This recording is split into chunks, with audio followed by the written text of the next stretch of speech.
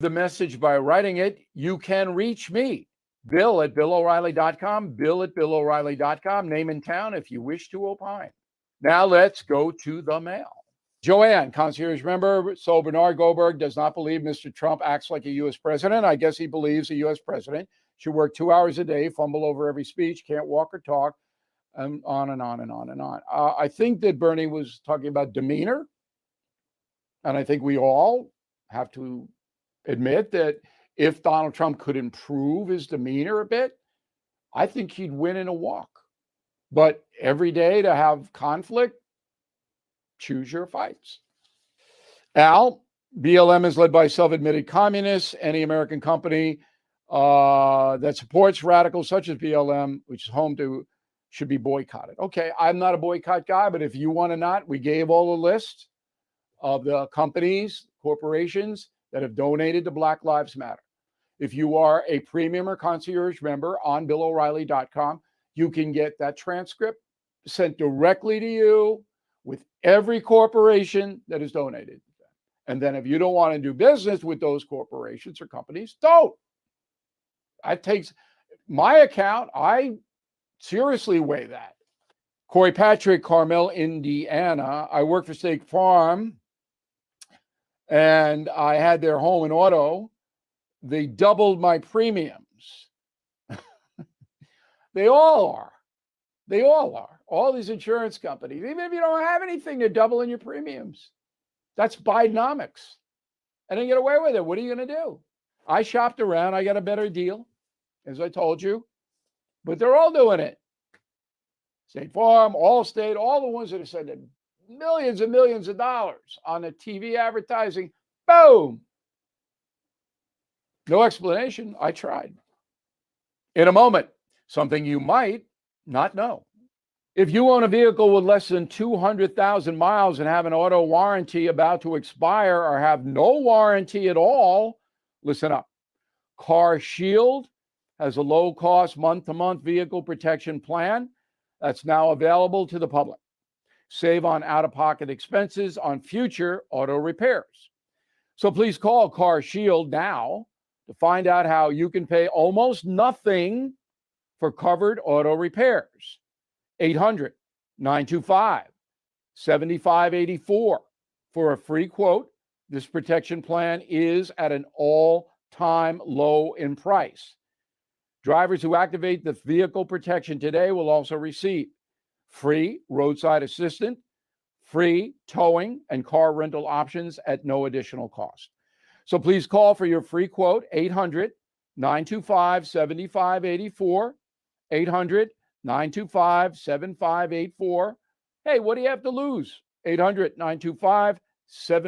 As you know, my friend Mike Lindell has a passion to help everyone get the best sleep of your life. He didn't stop by simply creating the best pillow. Now Mike has done it again with his My Slippers, and the folks at My Pillow are having an early Christmas slipper sale. The original My Slippers regular price is $139.98, but for a very limited time, they're offering these slippers for just $39.98. They come in a variety of sizes and colors. Use a promo code ONFIRE at mypillow.com or call 1-800-645-1392. The My Slippers are designed to be worn indoor and out. They are made with My Pillow foam and impact gel to help prevent fatigue. Plus, they feature quality suede leather. Unlock this special offer and other savings by using the promo code ONFIRE at mypillow.com. Once again, that number is 800-645-1392, 800-645-1392, or you can go to mypillow.com, use a promo code ONFIRE, and get your special discount today.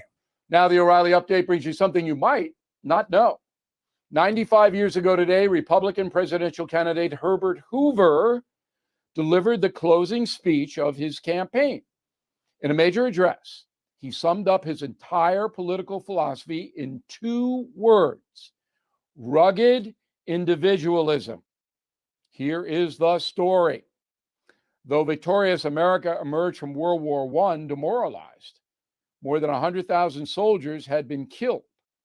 Tens of thousands returned with ailments, mainly shell shock. Throughout the 1920s, the U.S. embraced a period of isolationism. Enter Republican presidential candidate Herbert Hoover. The self-made millionaire loathed the democratic principles of state-run enterprise and government handouts. In October 1928, Hoover gave an address from New York City. He said, quote, "We have a choice between the American system of rugged individualism and a European philosophy of state socialism. The acceptance of these ideas means the destruction of self-government through centralization and the undermining of the individual initiative through which our people have grown to unparalleled greatness," unquote. 2 weeks later, Herbert Hoover defeated Al Smith in a landslide and took office in Washington, D.C. 7 months after the inauguration, America suffered the worst financial collapse in the history of human civilization, the Great Depression. By 1932, the GDP was down 55%. Half the nation's banks had gone out of business. A third of the entire American population was unemployed. In Washington, Hoover doubled down on rugged individualism. He refused any direct aid to the American people. Tens of thousands went homeless. Shanty towns called Hoovervilles popped up in every city, including New York's Central Park. But Hoover remained defiant. And here's something else you might not know. Herbert Hoover's handling of the Great Depression nearly ruined the Republican Party. After losing to Franklin Roosevelt in 1932, Democrats controlled the White House for the next 20 years. Back after this. If you or your business is falling behind filing your tax returns, or if you owe more than $10,000 in back taxes to the IRS, please listen carefully. The Biden administration just unveiled an $80 billion plan to modernize the IRS and reduce the unpaid tax debt. Are you tired of the IRS letters, levies, liens, or wage garnishments? You do not have to face the IRS alone. Hire Anthem Tax Services. They can help you settle your delinquent tax problems and all collections, and may even be able to reduce your back taxes significantly. If Anthem Tax Service cannot reduce your current monthly payment with the IRS or state, or they don't put you in a better position, you might qualify for the 100% money back guarantee. Please call Anthem Tax Services 800-810-9193, 800-810-9193, 800-810-9193. Thank you for listening to the O'Reilly Update. I am Bill O'Reilly. No spin, just facts, and always looking out for you. KLGY HD3 Clay, K270BW Bellefonte, KNBS Bowling Green. This is News Talk STL at 1019, 94.1, and always streaming at newstalkstl.com. News this hour from townhall.com. I'm Keith Peters reporting. Secretary of State Anthony Blinken and Defense Secretary Lloyd Austin say the United States is ready to protect American forces or personnel in the Middle East should the Israel-Hamas war escalate as they expect. International security analyst Nomi Bar-Yaakov says the expected Israeli ground invasion of Gaza will be devastating for both sides. The land invasion will be accompanied by more airstrikes and also the Navy. So you'll have the sea, the air, and the land working in sync, with absolutely catastrophic consequences, both for the Palestinians and also for the Israeli army and also for the politics in the region. Meanwhile, 2 more hostages have been released by the Hamas terrorists. The International Committee of the Red Cross says Yocheved Lifshitz and Nurit Cooper of the Israeli kibbutz of Nir Oz have been released for humanitarian reasons. The terrorists are believed to be holding over 200 hostages after attacking Israel October 7th. On NBC's Meet the Press yesterday, former House Speaker Kevin McCarthy gives his opinion on who should be the new leader of the GOP in the House. We need someone who understands how to do this job. I believe Tom Emmer, our whip, he's been in the room with all of our successes, from our bills to secure the border, from Parents' Bill of Rights, from cutting $2 trillion, getting work requirements. He knows how to do the job across the street at the same time, helping us win the majority. He sets himself head and shoulders above all those others who want to run. We need to get him elected this week and move on. 9 lower-level Republican lawmakers are now running to be the House Speaker, none with any clear shot for the gavel. Emmer from Minnesota is the most senior of the candidates running for the position. On Wall Street, a mixed day as the Dow was down by 190 points. The Nasdaq rose 34. More at townhall.com. In a world where financial landscapes can change rapidly, safeguarding your savings and retirement accounts is paramount. Direct Bullion USA is more than just the #1 rated gold bullion dealer in America. We're your trusted partner in navigating the uncertainties of hyperinflation and political upheaval around the world. Direct Bullion USA can provide you with the knowledge and resources to fortify your financial stability and protect what matters most. Call us now at 888-787-GOLD. Precious metals like gold and silver have been a safe haven investment for hundreds of years. Get started when you call Direct Bullion USA at 888-787-4653 and get your free gold investing starter kit today. All it takes is one call to 888-787-GOLD. Take control of your retirement and protect your future with Direct Bullion USA. Call 888-787-4653. That's 888-787. From the Michaels Flooring Outlet Weather Center.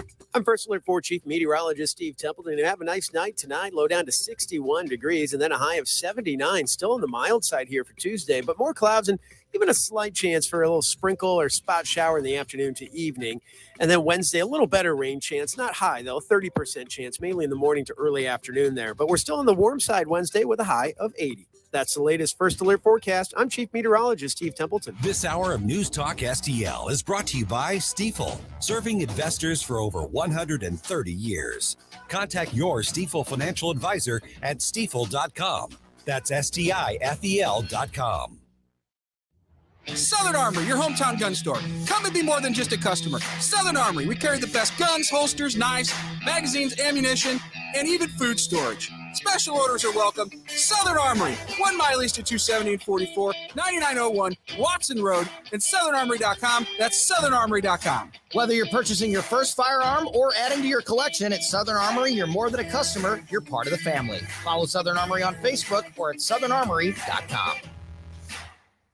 Tony Colombo here with a great offer from Zero Res. Just mentioned the Colombo special when you book a cleaning in October, and you'll get 3 rooms of carpet cleaned starting at just $129 plus $50 off an air duct cleaning. We've trusted Zero Res with our home for years, and 5,000 Google reviews with an average of 4.9 out of 5 says it all. Zero Res is the best when it comes to cleaning any surface in your home. Just remember to mention the Colombo special when you call 314-474-2020 or book online at ZeroResSTL.com. St. Louis's new choice for conservative talk. Moved here from Indianapolis, decided to find a conservative talk show. Live and local. It's the Kim Gardner question. Yeah. Is this just incompetence or is there malice behind this? This is News Talk STL. Tim Jones and Chris Arps in the afternoon. The 9 most terrifying words in the English language are, I'm from the government and I'm here to help. The more you remove voting from Election Day, the more opportunity you're offering for people to commit fraud. Are you not entertained?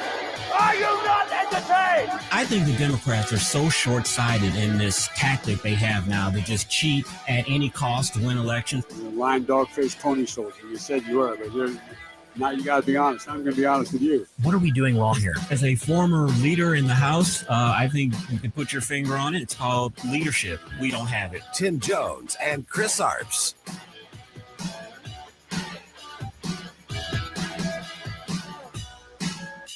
Good afternoon and welcome to the Tim Jones and Chris Arps show here on a fantastic Monday afternoon, October 23rd, 2023 show edition at 4:05, now nearly 4:06 in the PM Central Daylight Time. I'm Tim Jones, former Speaker of your Missouri House, joined by Chris Arps in studio. We both are today. It's a magical Monday. It is a magical Monday. Nice weather, a lot of intrigue in politics. We got a lot to talk about today. And joining us, of course, Joey V on the Wheels of Steel. How are you, sir? Hey, thanks for having me. Of course. Joey, any concerts or plays or music? You're like our arts and culture person for all the things that Chris and I don't go to. He's like our Siskel and Ebert. Which one are you, though? Yeah. Neither are alive. That's a real bad choice. I guess I'm Roper. Yeah, we'll go Roper.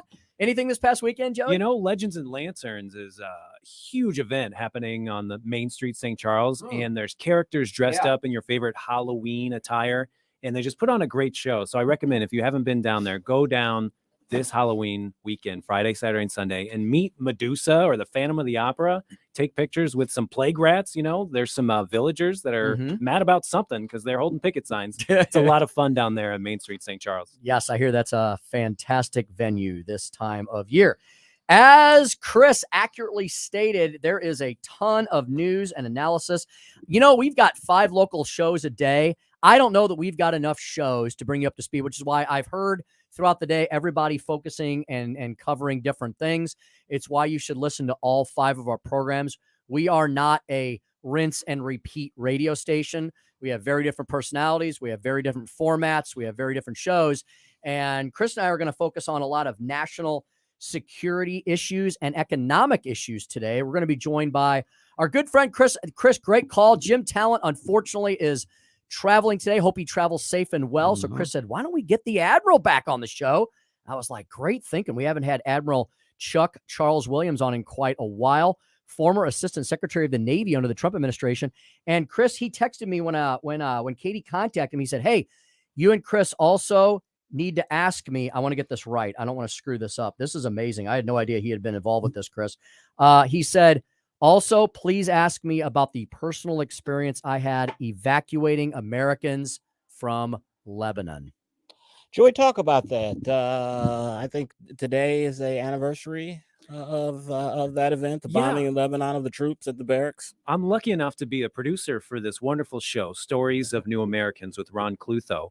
And usually it's an episode where you have someone who immigrated here from another country. But Ron had a very special story where he lost a cousin at the Beirut bombing back in 1983. And it was on October 23rd. So he brought in family members and people that served with his cousin to talk about him. And this vet, Johnny Harper, it is his mission to go out and tell everyone to remember this day, October 23rd. He was on KMOV Channel 4 the other day talking about it. So if you have the time, just go and listen to that episode, Stories of New Americans, episode 41, the Beirut bombing. And it's just a crazy story, and it's kind of history repeating itself. It's something that's amazing. You can listen to now and learn I heard from. the promos for that. I want to listen to that. The scope and breadth of our weekend programming. This is not infomercial radio that we run on the weekends. I mean, the scope and breadth of the talent that we have at this station, Monday through Friday and throughout the weekends, is really remarkable. And Chris, we're lucky to have those folks. And I would urge folks as well to listen to that podcast. Yeah, I would too. I was a senior in high school in 1983. I remember the bombing of the barracks in Lebanon. President Reagan, of course, was president. It's almost hard to believe that was 40 years ago. That event happened. And I think our involvement in Beirut and the Middle East back then, and then we had the taking of hostages. And back then, Tim, you remember hostages weren't taken for a few months. They were taken for literally years. There was Chris Anderson, I think it was, the AP reporter that wrote a book, was held hostage for 7 years. You know that you're going to be held for a very, very long time. Mm-hmm. Yeah, it's horrific indeed. There's that Wall Street Journal reporter who's been held in Russia since March. When you get taken overseas by one of our enemies, no matter who they are, you're likely in for a very long haul. And so our thoughts and prayers continue to go out to them. So I'm excited to talk to the Admiral at 425 about his experience involving the Lebanon evacuation. And also, of course, we will discuss the state of affairs in Israel today, as it looks like Israel is preparing for a land invasion of Gaza. And Russia is actually, the last couple of weeks, has taken 2 more Americans hostage that have dual citizenship there in Russia. Today, excuse me, was a female reporter. Last week was another male reporter. So that's 3 reporters that Putin is basically holding for ransom, hostage over in the Soviet Union. Mm-hmm. Or I don't know why I keep saying Soviet Union. I remember those times, but I mean, how Putin is governing, it's almost like the Soviet Union, but of course it is Russia. Mother Russia indeed. Chris's Corner at 445. Yeah, we're going to talk about startling news from our brothers up north, who of course politically are a lot more liberal than we are. And I've got a bad example of that. That is life and death. Mm-hmm. Mm-hmm. Speaker stump speech at 5:07. I'm going to focus on a wonderful piece, very entertaining but sobering piece I found in National Review over the weekend, referring to the theatrics going on in the U.S. House of Representatives. The title of the piece, appropriately named "A Silly Place in Serious Times." So we'll talk about that at 5:07. 5:25, Susie Moore of Red State. A lot of great topics on Red State. At 5:45, Grover Norquist, President of Americans for Tax Reform. We're going to talk about spending and taxation, net neutrality, and lots more with Grover Norquist at 5:25. Grover had a piece, Chris, written recently, and I think we have a copy of it here, written in the Wall Street Journal. You know, he can prove to us why we don't have a revenue problem. We have a spending problem in this country. Oh, yeah. I mean, we have a spending problem. We have also, coupled with that, a borrowing problem, because a lot of the money that we're spending is money that we are borrowing from China. So, and, you know, to be fair, it's been Republican and Democratic administrations that have added to this debt. But of course, the Democrats, with their social spending, have added to it a lot more. I don't mind the debt being added to if it's for national security and keeping us safe. That's what Ronald Reagan did, built up our military so we could win the Gulf War, 1 and 2. I don't mind that. But when we are deficit spending for social programs that don't have an expiration date, that's what makes me worried about the future, economic future of America. $33 trillion in debt and deficit spending to the tune of a ratio that is now, the spending is now greater than the annual revenue. And the annual revenue is in the trillions. The spending is even greater. It's unsustainable. It's also unwise. Yeah.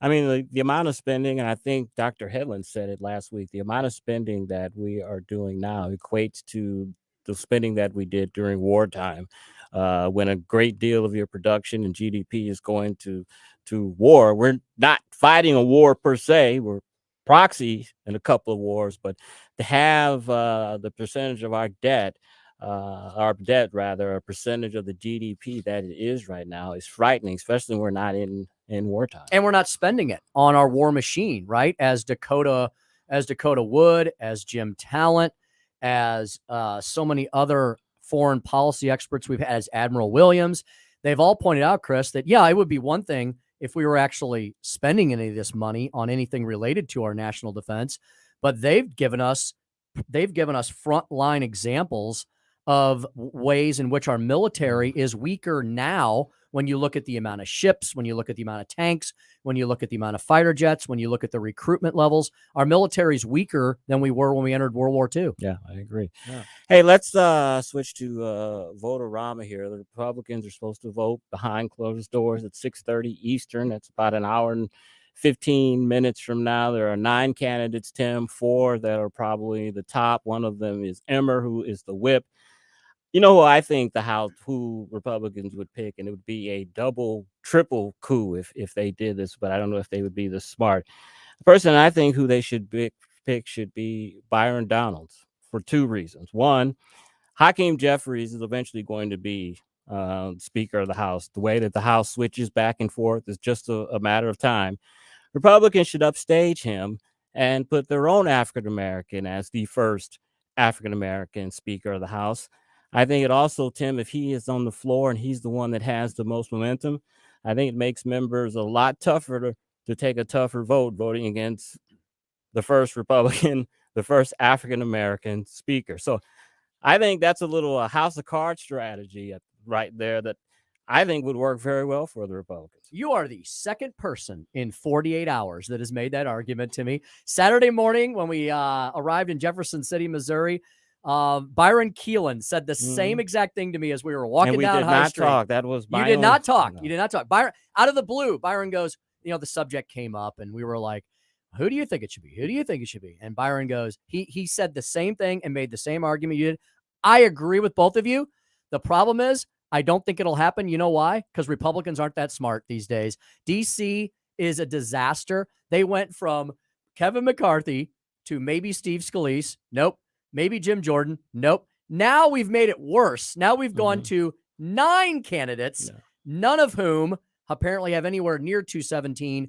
But Put Byron Donalds on the floor, make that vote happen. And yes, let's see who's afraid to vote against him. The question for Byron Donalds is, one, he's very young. He's only 44 years old. Does he have the capability, the maturity to be Speaker of the House? And two, he is known as a Trump loyalist, and that may hurt him with some of the moderate 18 members who are districts that Joe Biden won. That might hurt him with those members and some of the more moderate members, like it did with Scalise and Jordan. But I think if they did that, that would be a complete masterstroke. It would put a checkmate on a whole lot of people. Yeah, look, you're not going to get a moderate speaker either, because that's the reason Kevin McCarthy got tossed. I don't think the elite eight, or whatever you want to call them, who booted McCarthy, they're not going to go for anybody who doesn't fit their cup of tea. And so I think Byron Donalds is a good compromise pick for all of those reasons. But again, that would be the wise thing to do. So until I see it on the House floor, I'm not going to believe it. The leader right now, the front runner, is Tom Emmer from Minnesota. He is the whip. He has the whip operation. Unfortunately for him, he's got a Trump problem, because he was one of the few people in leadership that said that Joe Biden won the election outright. Trump has not forgiven him for that. They've been doing a Oppo research dump on him. Apparently, Emmer got a DUI a few years ago, so that's been circling around as well. But the little inside things that you hear just really shows you just how cutthroat politics is, especially when you're dealing with the highest rungs of power like that. Yep. And my theory is that this will continue to drag out, because that's what they do in Washington, D.C., is kick the can down the road. They've been kicking everything down the road that's been of any importance for the last 30 years, whether it's illegal immigration or dealing with our debt, until the deadline for the continuing resolution. See, a lot of people have forgotten about that.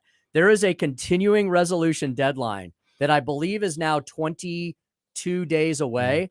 When we get close to that, they're going to scramble and figure something out. I think, honestly, it's going to be before that. You had on the Sunday shows a member of the Freedom Caucus who basically said, look, if we don't elect a speaker this week and get back to work, we may have to side with the Democrats to get a majority to elect someone as either a caretaker or a permanent speaker. When you have someone pretty conservative throwing that out, now maybe just frustration because the caucus can't get along, but a lot of people realize the danger of this. As you said, Tim, we're getting close to that deadline for the government to run out of funding, and a lot of people, especially the more moderate wing, are like, hey, we will side with Democrats to get a speaker. So depending on how you count the days, October 1st was the day that Biden signed the last CR, which granted a 45-day extension. So depending on how you count the days and the weekends, it appears that November 14th will be the next date. That is a mere 22 days. That is 3 weeks away. One of the other knocks on Emmer, he was the chairman of the Republican House Committee that elects Republicans, raises the money and everything. And in this tough election cycle, he told members to vote your districts instead of being full-throated support of Donald Trump. And that is a lot of also bad blood, too, as people are saying that he was saying don't support Donald Trump, when he is saying, I was not saying that at all. I was basically saying you have to vote your district. He says he's got 2 pictures of him and President Trump in his office. He voted for President Trump twice. So Emmer's trying to do some cleanup work. People are trying to sink his speakership. So if they blow through Emmer, who's next? Is Byron?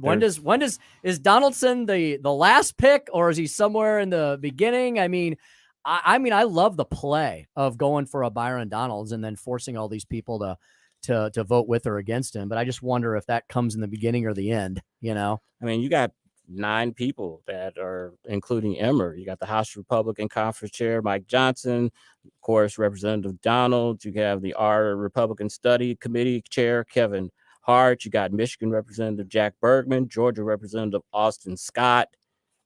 All these household names. Texas Representative. Here's one you've heard of. Texas Representative Pete Sessions. Okay. Alabama Representative Gary Palmer.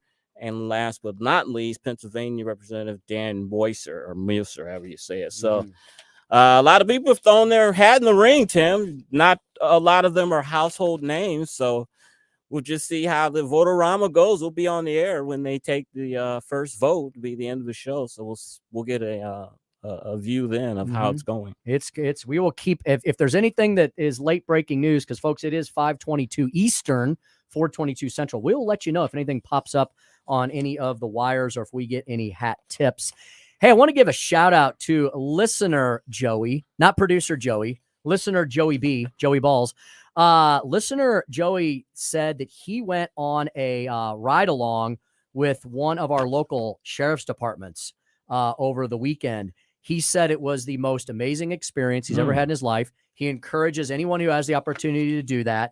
He said, you will have a newfound appreciation for everything that our men and women in uniform do for us. He said it was terrifying, harrowing, and also exhilarating at the same time. Joey, I'm going to put you on the spot and test your producer skills here, but we should go out with break. What is that? Bad boy. Well, what you gonna do? If What you gonna do? I always answer requests. That would be good for Joey B going out on a ride along. He was out with the bad boys. Yes, absolutely, indeed. So, listener Joey B and his listener Joey's son is a deputy sheriff up good for in him. Michigan, and so he got to. Listener Joey is down here in southern Illinois, and he was, I didn't know Michigan. I didn't Joey was that old to have a son. That was yeah. I thought he was a young guy. He's a young viral man. Yeah. Yes. We got lots to get. We got lots to get to this afternoon. Maybe more than I want to know. Lots to get to this afternoon, including Rear Admiral Charles Williams, former Assistant Secretary of the Navy under the Trump administration. We'll talk Israel, Russia, China, the new axis of evil, as Mitch McConnell called them over the weekend, Hamas, and more. When we return here on the Tim Jones and Chris Arps Show. Happy Monday, all y'all. 1019 94.1 News Talk STL. Like a bloody fool. If you get hot, then you must get cool. Bad boys. What you gonna do? What you gonna do when they come for you? Tim Jones and Chris Arps in the afternoon. What you gonna do when they come for you? We're gonna speak up and we're gonna say, we're not having that. We're not playing that. You chuck it on your brother and you chuck it on your sister. You chuck it on that one and you chuck it on me. Bad boy. From the Michaels Flooring Outlet Weather Center. I'm First Alert 4 Chief Meteorologist Steve Templeton. Have a nice night tonight. Low down to 61 degrees and then a high of 79. Still on the mild side here for Tuesday, but more clouds and even a slight chance for a little sprinkle or spot shower in the afternoon to evening. And then Wednesday, a little better rain chance. Not high, though, 30% chance, mainly in the morning to early afternoon there. But we're still on the warm side Wednesday with a high of 80. That's the latest First Alert forecast. I'm Chief Meteorologist Steve Templeton. If you find yourself feeling out of place in the world, it's comforting to know conservative values haven't been abandoned everywhere. The far left wants to destroy conservative values in America. This is News Talk STL. Welcome home. Did the subject of selling the homestead come up over the weekend? Yep, that's when you have all those important conversations. I know you do, because I do with my Suzanne and I. Like, we go 8 zillion miles an hour. My wife is a saint. She takes care of so many of the things that I just wear me out. But we have those important discussions over the weekends, though, right at the kitchen table.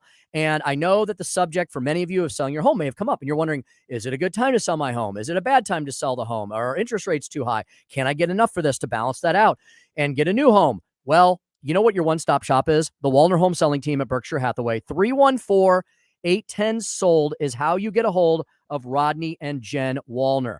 They are a husband and wife team right here in the St. Louis region. They work all over the St. Louis metro and beyond. They also are licensed now in both Missouri and Illinois. They can help you anywhere on both sides of the river.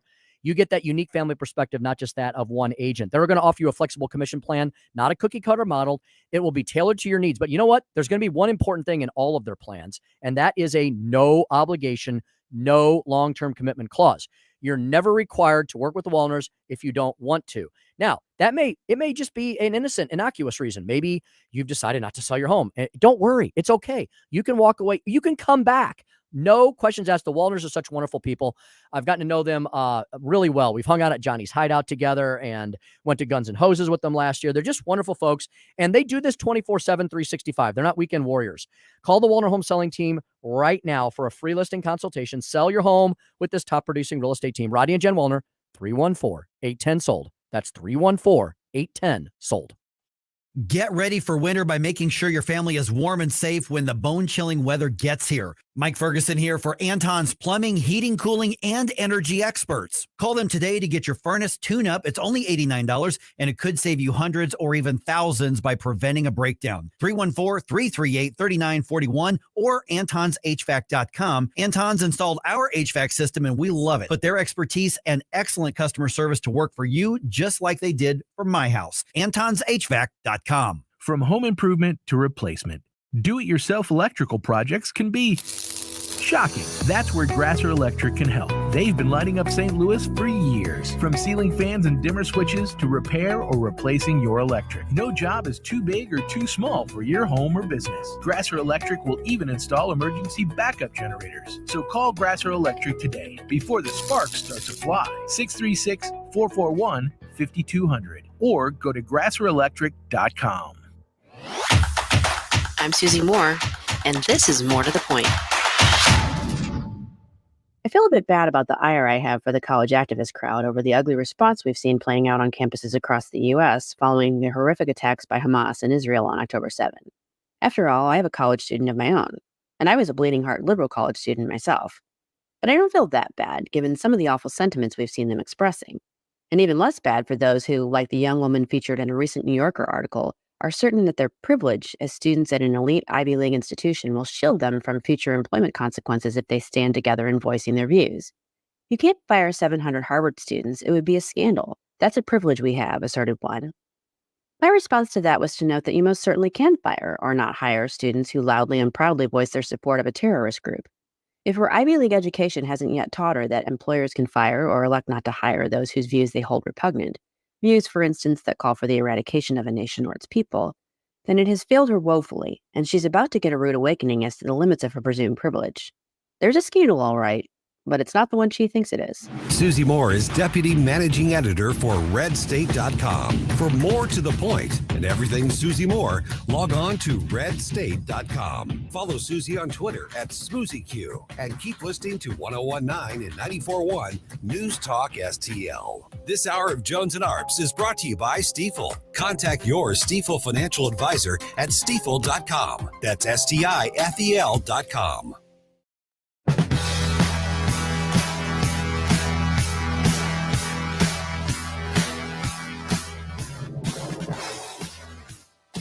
Dropping truth bombs and making you think.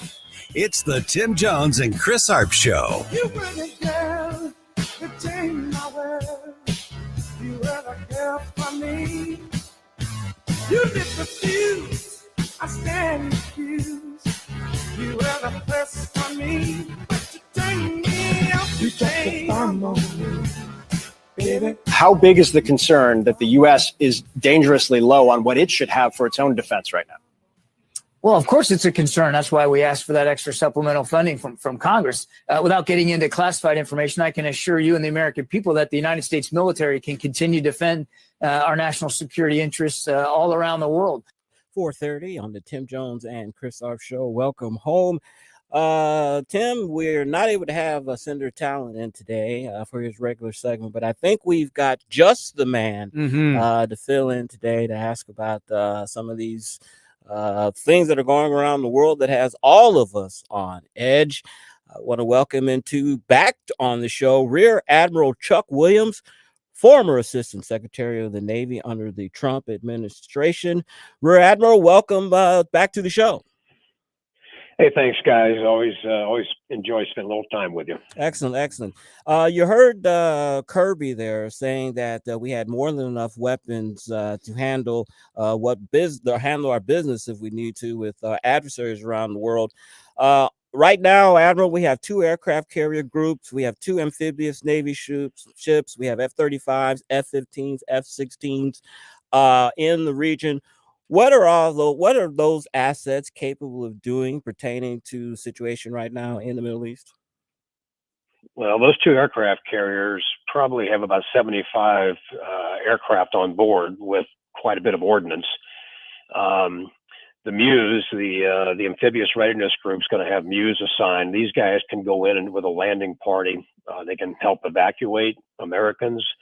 They can do reconnaissance. They can inflict a landing raid. There's a lot of capability with those expeditionary units. So right now, the one carrier, the Ford, is in the Eastern Med, and that's right up the coast of Lebanon and Israel. They can go in there and do a lot of damage. And they changed the location of the second carrier group, strike group, the Eisenhower. They're going to move it down into the Red Sea. So it'll go through the Med, into the Suez Canal, go down to the Red Sea. That will also provide more capability against Iran and again protect Israel. There might even be some additional ships that might move into the Straits of Hormuz or into the Persian Gulf. Recently, last couple of days, the Chinese sent 6 ships over to that area. So we're not going to be over there by ourselves. We're going to be over there with the Chinese fleet. They've been doing some exercises with the Oman Navy. They're also very interested. So 20% of all the world's oil flows through that Straits of Hormuz in the Persian Gulf, and Chinese are heavily dependent on that oil. So they're going to have they're going to position themselves over there as well. So this could get really, really dicey going forward. Admiral, would you give our listeners a sense of what Israel is facing? They're in a situation over there that I don't know that many of us can comprehend. The only true small L liberal democracy in that entire region of the world, surrounded pretty much on all sides by enemies. And also Hamas. Hamas are not a bunch of freedom fighters, are they, Admiral? They are a bloodthirsty terrorist group that wants to eradicate Israel. I mean, this is a really precarious situation. And doesn't Israel need to be allowed to do what they need to do to once and for all rid themselves of the Hamas threat? I think so. This thing has been going on off and on for a number of years. You're right. What Hamas, when they talk about a two-state solution, there have been proposals made over the years of a two-state solution. And Yasser Arafat was presented with it. Everybody was on board at the last minute. He canceled it. This was many, many years ago. But Hamas, which is an offshoot, it followed when the PLO went away and the Palestinian Authority and Fatah, these different Palestinian organizations. It's not a two-state solution they want. Essentially, they want a one-state solution. That one-state solution is no Israel, no Jews, just Palestinians. It's not about the real estate. It's about eradicating the entire Jewish population in that part of the world. So a lot of these people are protesting about this two-state solution. There have been opportunities for that. It's not happened. And I don't think that's at least what Hamas wants. You know, maybe Fatah, maybe the Palestinian Authority might have a little bit of a different take because those two aren't necessarily in agreement. But it really is about eradicating the Jewish population and making Israel its own state. Speaking with Rear Admiral Chuck Williams, former Assistant Secretary of the Navy under the Trump administration. Admiral, you're a Navy guy, but I got a question about ground troops. Should Israel engage in a ground war while hostages are still being held? Ooh, that's a pretty tough one, Chris. You know, if you can identify locations, where they're held, what kind of force is holding them, you have a capability to go in and save these lives. I understand they released another 2, I guess, in the last 12 hours or so. A couple of 80-year-old women whose husbands they still have as hostages.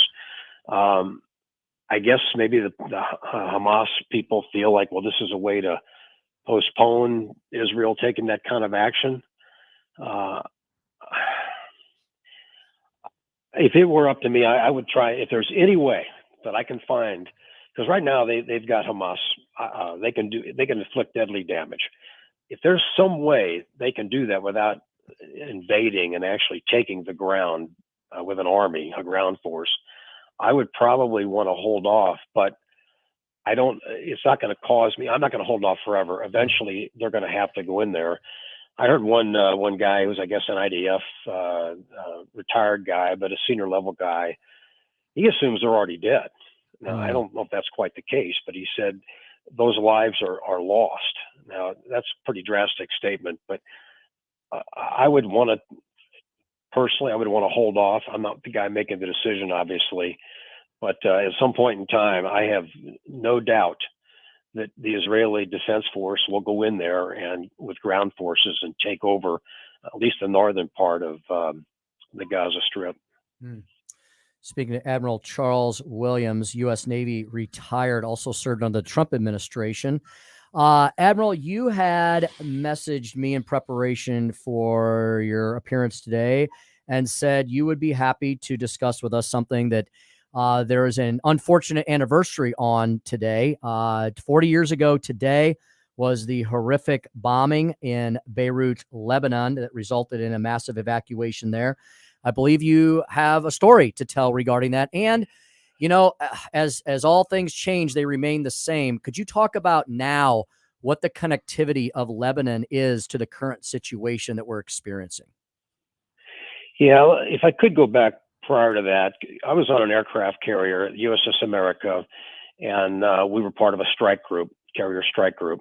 You know, and accompanying a strike group is probably going to be 1 or 2 cruisers, 3 destroyers, a submarine, and maybe some kind of logistics ship. So we were sent over 1976 to the Eastern Med, and you could begin to see the message traffic. Civil war was breaking out in Lebanon. A lot of different factions. They were primarily religious factions, but military militias engaged in fighting. And when you begin to see through the message traffic that protests are taking place, and the protests are becoming violent, becoming riots, and then things are getting burned, cars being burned, buildings being destroyed, people getting hurt, some people getting killed, including some Americans. And then the final straw was when the American ambassador, his economic advisor, and another party from the embassy were assassinated. And at that point, President Ford was president at the time, and Kissinger was either National Security Advisor or Secretary of State. I think he was Secretary of State. Tried to negotiate. We didn't have necessarily hostages.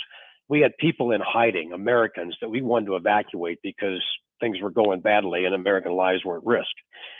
So a lot of times when any given embassy, and it's probably good advice for anybody that travels, particularly if you're going anywhere where there's a potential for rebellion or a risk of life, you notify the embassy who you are and where you're going to be.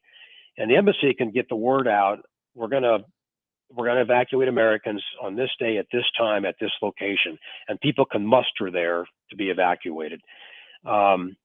We couldn't get any kind of agreement with these fighting forces to let Americans out. So it really came down to we prepared, we planned, we did all kind of reconnaissance, intelligence gathering. We created what they call an alpha strike, which is the entire air wing goes into action, and we were going to pretty much destroy Lebanon. And the morning of that attack, President Ford finally approved the attack after negotiations had failed. And the morning of that attack, the Palestinian Liberation Organization, the PLO, got wind of this attack coming, and they said, we will escort Americans down to a beachhead. If you tell us where the Marines will be, we will safeguard them, get them there. Don't watch the attack. And they stayed true to their word. We were able to observe and maintain intelligence as this was going on, reconnaissance. But they did get them to a beachhead. The Marines went in and got them out, and so we rescued all the Americans that we were aware of that wanted to leave Lebanon. Sometimes you get dual citizenship, but anyway, we got about 300 Americans out on that first round. There was a second round later on, but it brings back memories today. And even about a week ago, I put out something and I said, you know, if I had a family in Lebanon or any non-essential party, I would begin to have them evacuate, or at least make plans how they're going to get out, because you could just see where this was going. And so right now, I know that they are trying to get people out of Lebanon. There are other locations. If I were in Syria and I was not part of a fighting component, I'd be getting Americans out, probably making plans on what I'm going to have to do to close that embassy, what I'm going to have to do to close the embassy potentially in Lebanon.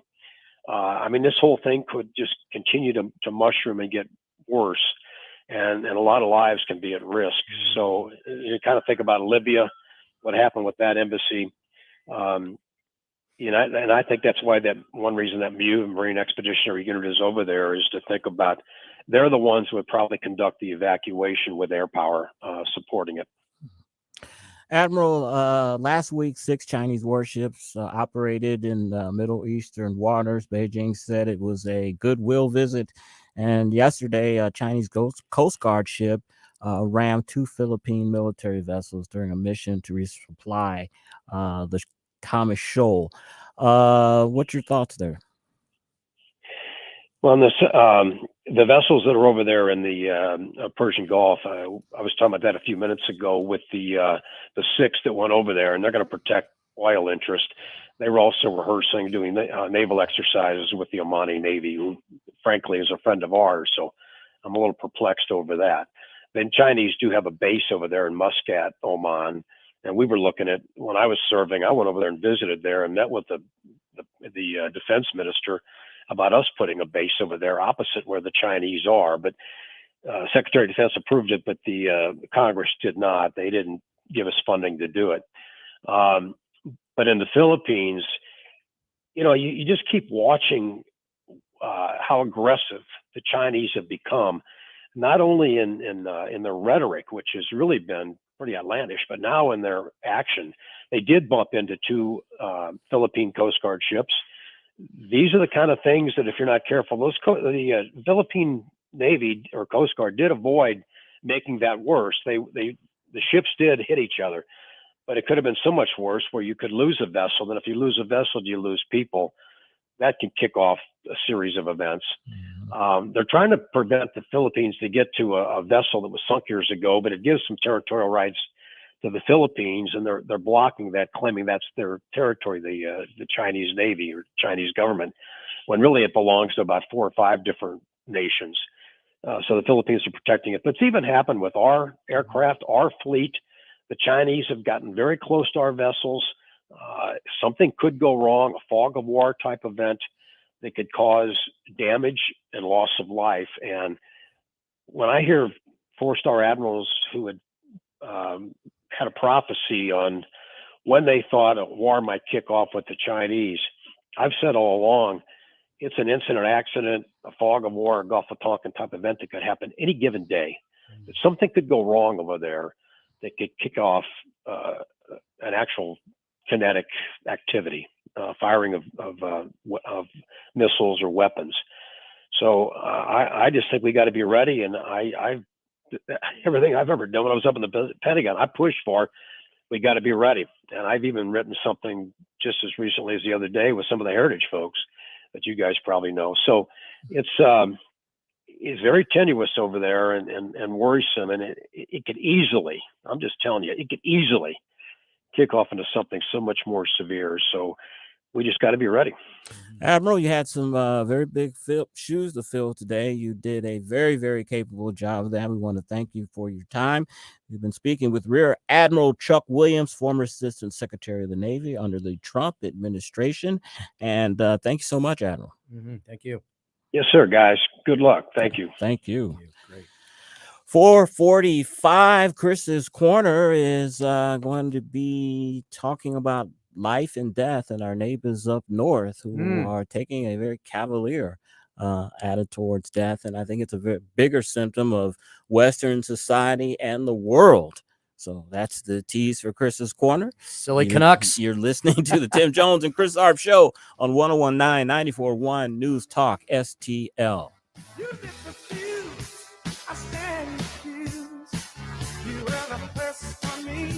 Tim Jones and Chris Arps in the afternoon.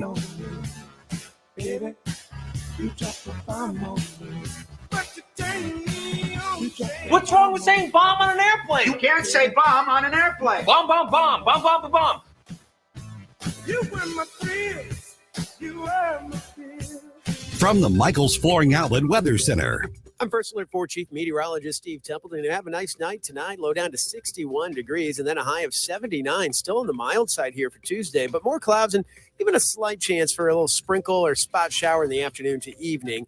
And then Wednesday, a little better rain chance. Not high, though, 30% chance, mainly in the morning to early afternoon there. But we're still on the warm side Wednesday with a high of 80. That's the latest First Alert forecast. I'm Chief Meteorologist Steve Templeton. The Vic Porcelli Show. Democrat Representative Sheila Jackson Lee, she tries to look like this nice lady, right? Wait till you hear her berate one of her staff. That's tomorrow at 9:41. Weekday mornings at 9 on News Talk STL. Your company's brand could be at stake. A cyber attack can tear apart your brand image with both your clients and the general public. You're also open to lawsuits if you're not protecting your clients' data. That is where ThrottleNet comes in, ThrottleNet.com. ThrottleNet provides world-class managed IT services and IT support to organizations in St. Louis and throughout Missouri. You can partner with an award-winning team with over 20 years of quality service.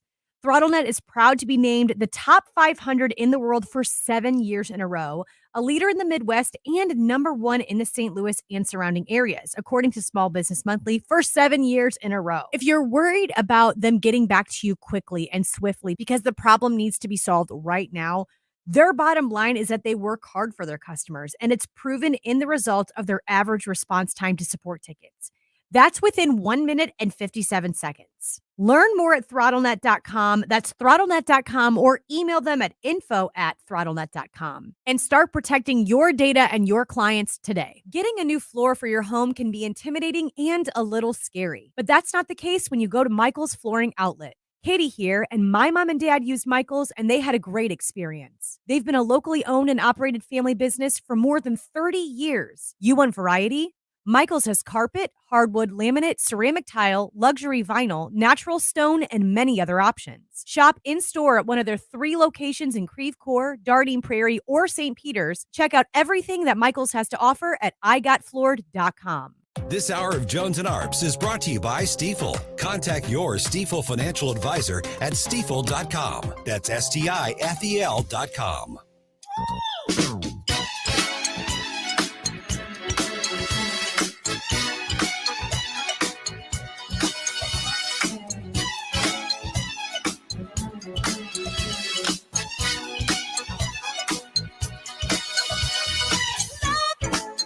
This is News Talk STL at 1019, 94.1, 99.1 HD3 and newstalkstl.com.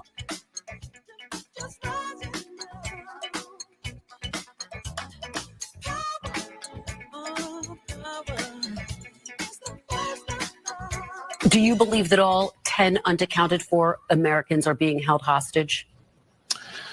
Kristen, we don't know. As you said, we've got 10 unaccounted for Americans. We believe that some significant number are hostages. But, what's happening is, and it just underscores the horror, Israel continues to uncover people who were killed, who were slaughtered. And I use that term very advisedly, slaughtered on October 7th. So what we don't know for sure is whether some of the unaccounted for are dead and have simply not been uncovered yet, or whether they're hostage. But we have a pretty strong idea that some number of the 10 at least are being held in Gaza by Hamas. Welcome back to the Tim Jones and Chris Arp Show 450. Horror and slaughter, those are 2 good words to describe what happened a couple of weeks ago when Hamas slaughtered Israeli civilians. We saw great evil, but that's just a symptom, I believe, of the evil that we see on our northern border and around the world. Let's go to Chris's Corner there, Joey. Chris.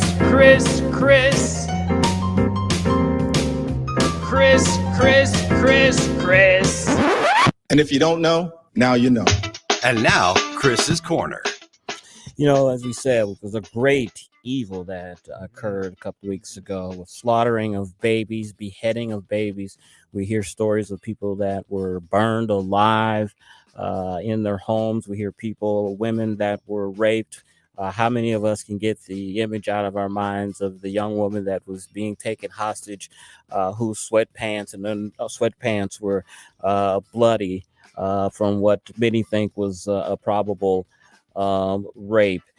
In order to commit great evil like that, and we've seen this since the beginning of time, is you have to dehumanize people. The Jews were dehumanized during World War II, during the Holocaust, which made ordinary German citizens look the other way and made people who were ordinarily of good conscience take orders from the German military to create atrocities. We saw atrocities, as I said, committed Saturday. And what's really disturbing, what we're hearing, that what might have made the Hamas terrorists even more bloodthirsty and even more cold-blooded, where apparently the Hamas terrorists were under the influence of a drug called Captagon. It's a synthetic amphetamine type stimulant that has been clandestinely produced in southern Europe and trafficked through Turkey. According, the pills were recovered from Hamas soldiers that died in the attack. The stimulant is known as cocaine for the poor. We've heard stories. This is the first story that I heard of these Hamas militants being on drugs.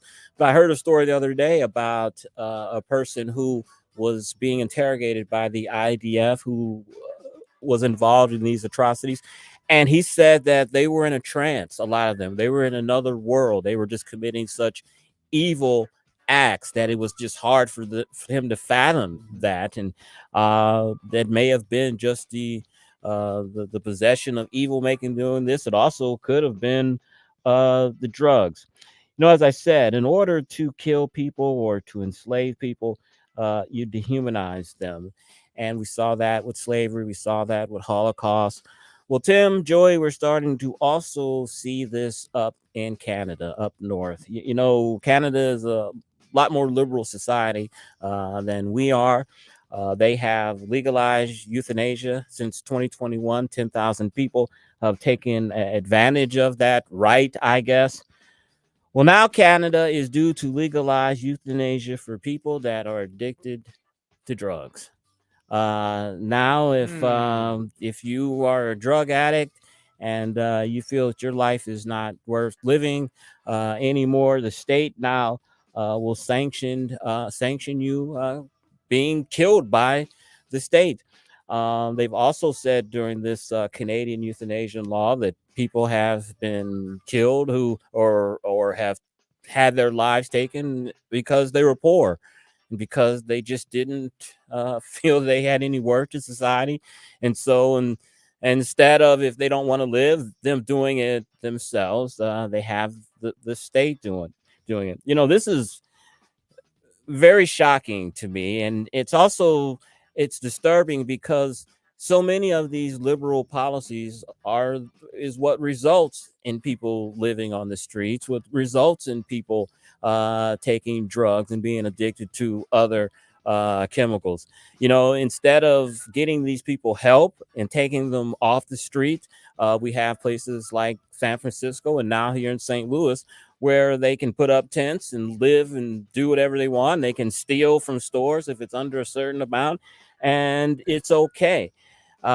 You're just fostering more bad behavior. You're just having these people go down more and more of a spiral with those type of policies.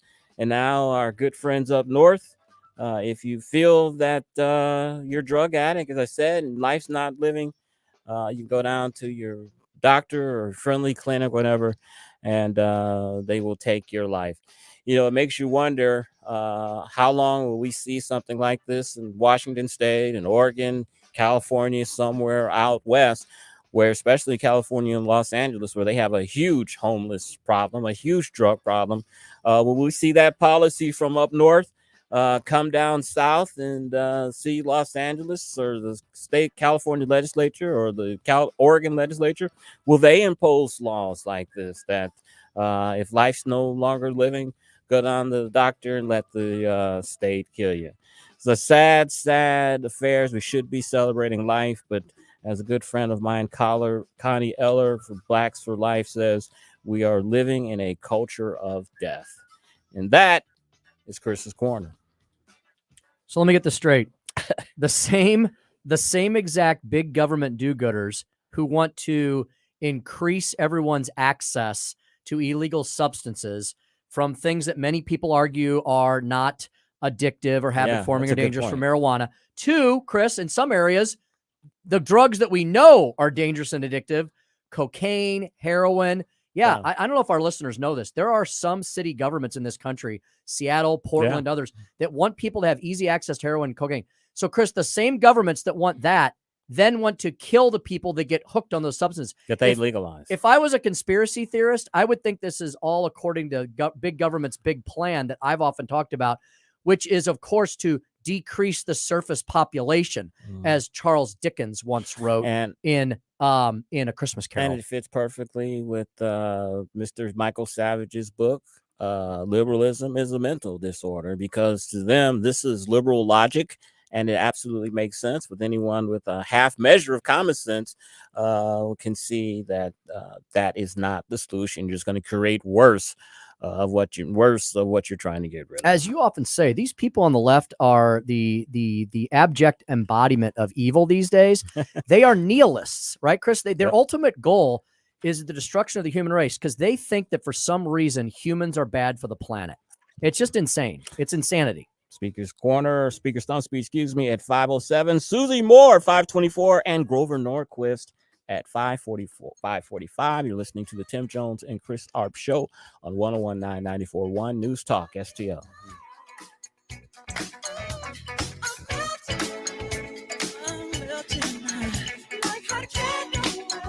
Hey, I'm here with one of our great friends, Rob Connor from Connor Roofing. You know, I talk about all the time who to trust, and trusting a company is everything to me. Why do people trust Connor Roofing? Well, 30 years of being an honest roofing company that you can call and get an honest opinion on your project. We've got thousands of customers that are very happy that they did call us. If there's a storm, the shingles fly off the house, first thing you should do is call 314-375-7475. That's how you get in touch with Connor Roofing or connorroofing.com. That's CONNER roofing.com. News Talk STL is proud to have Doug Voss of Safe Money Radio as part of our lineup each week. Doug has been a staple on St. Louis radio for many years as one of the leading financial experts in the area. Doug and Safe Money Radio is on 3 times every weekend, but in case you miss anything, you can check it all out at DougVossSafeMoneyRadio.com or call 844-676-SAFE. That's 844-676-7233. Doug Voss is a registered representative. Securities offered through DHL Securities, LLLP. Member FINRA and SIPC. I'm Missouri Lieutenant Governor Mike Kehoe. Buy Missouri promotes hundreds of businesses that manufacture quality products right here in Missouri. Visit buymissouri.net to find Missouri-made products, manufacturers, and retailers near you. Shop local every day, but especially during Buy Missouri Week, October 14th through the 21st. Together, we can support Missouri businesses and grow our state's economy. Visit buymissouri.net and follow @BuyMissouri on social media for more information. Brought to you by the Missouri Lieutenant Governor's Office. Mike Ferguson in the morning. There was an absolutely brutal attack on Andy Ngo. He is the conservative investigative journalist. Some of those people were sued, and there was a court ruling that let those people off the hook. Did you notice that that wasn't in the big national headlines? Somebody being attacked because they were observing criminal activity. Weekday mornings, 5:30 to 9 on News Talk STL. KLGY HD3 Clayton, K270BW Belfast, KNVS Bowling Green. This is News Talk STL at 101.9 94.1 and always streaming at newstalkstl.com. News this hour from townhall.com. I'm Keith Peters reporting. U.S. facilities across the Middle East are on high alert after 2 drone attacks hit American bases in Iraq.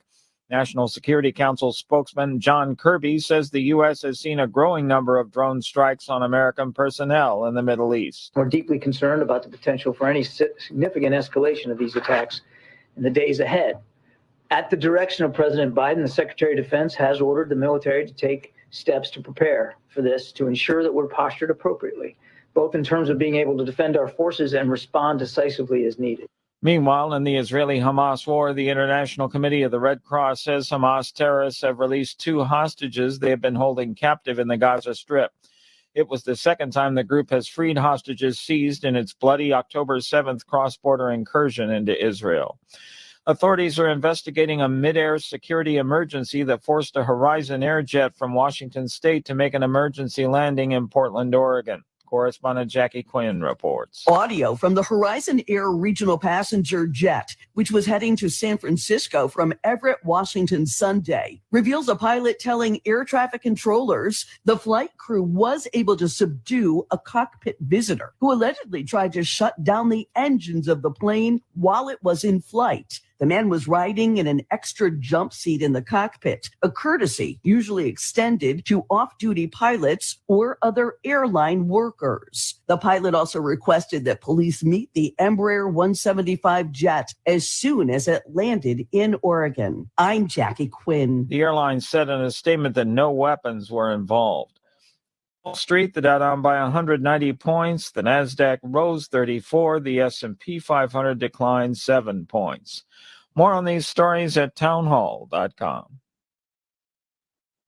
We thank the pain relief that's natural, pain relief that works, and pain relief that attacks the source of the pain. That's the experience of tens of thousands of Americans who are taking Relief Factor right now. See their incredible video endorsements at relieffactor.com and then order your 3-week quick starter pack for just $19.95. That's less than $1 a day. Find out if it can work for you like it works for me by ordering your 3-week quick starter pack today. Relieffactor.com, relieffactor.com. Be the next success story. From the studio that brought you Sound of Freedom comes After Death. What happens after you die? A new cinematic experience that explores some of life's biggest questions with expert interviews and firsthand accounts. I never felt alive and then dead. I felt alive and then more alive. I heard a voice before I woke up. You still have a purpose on Earth. After Death. In theaters October 27th. Get tickets now or pay it forward at angel.com/afterdeath. Here's the one. From the Michaels Flooring Outlet Weather Center. I'm First Alert 4 Chief Meteorologist Steve Templeton. Have a nice night tonight. Low down to 61 degrees and then a high of 79. Still on the mild side here for Tuesday, but more clouds and even a slight chance for a little sprinkle or spot shower in the afternoon to evening.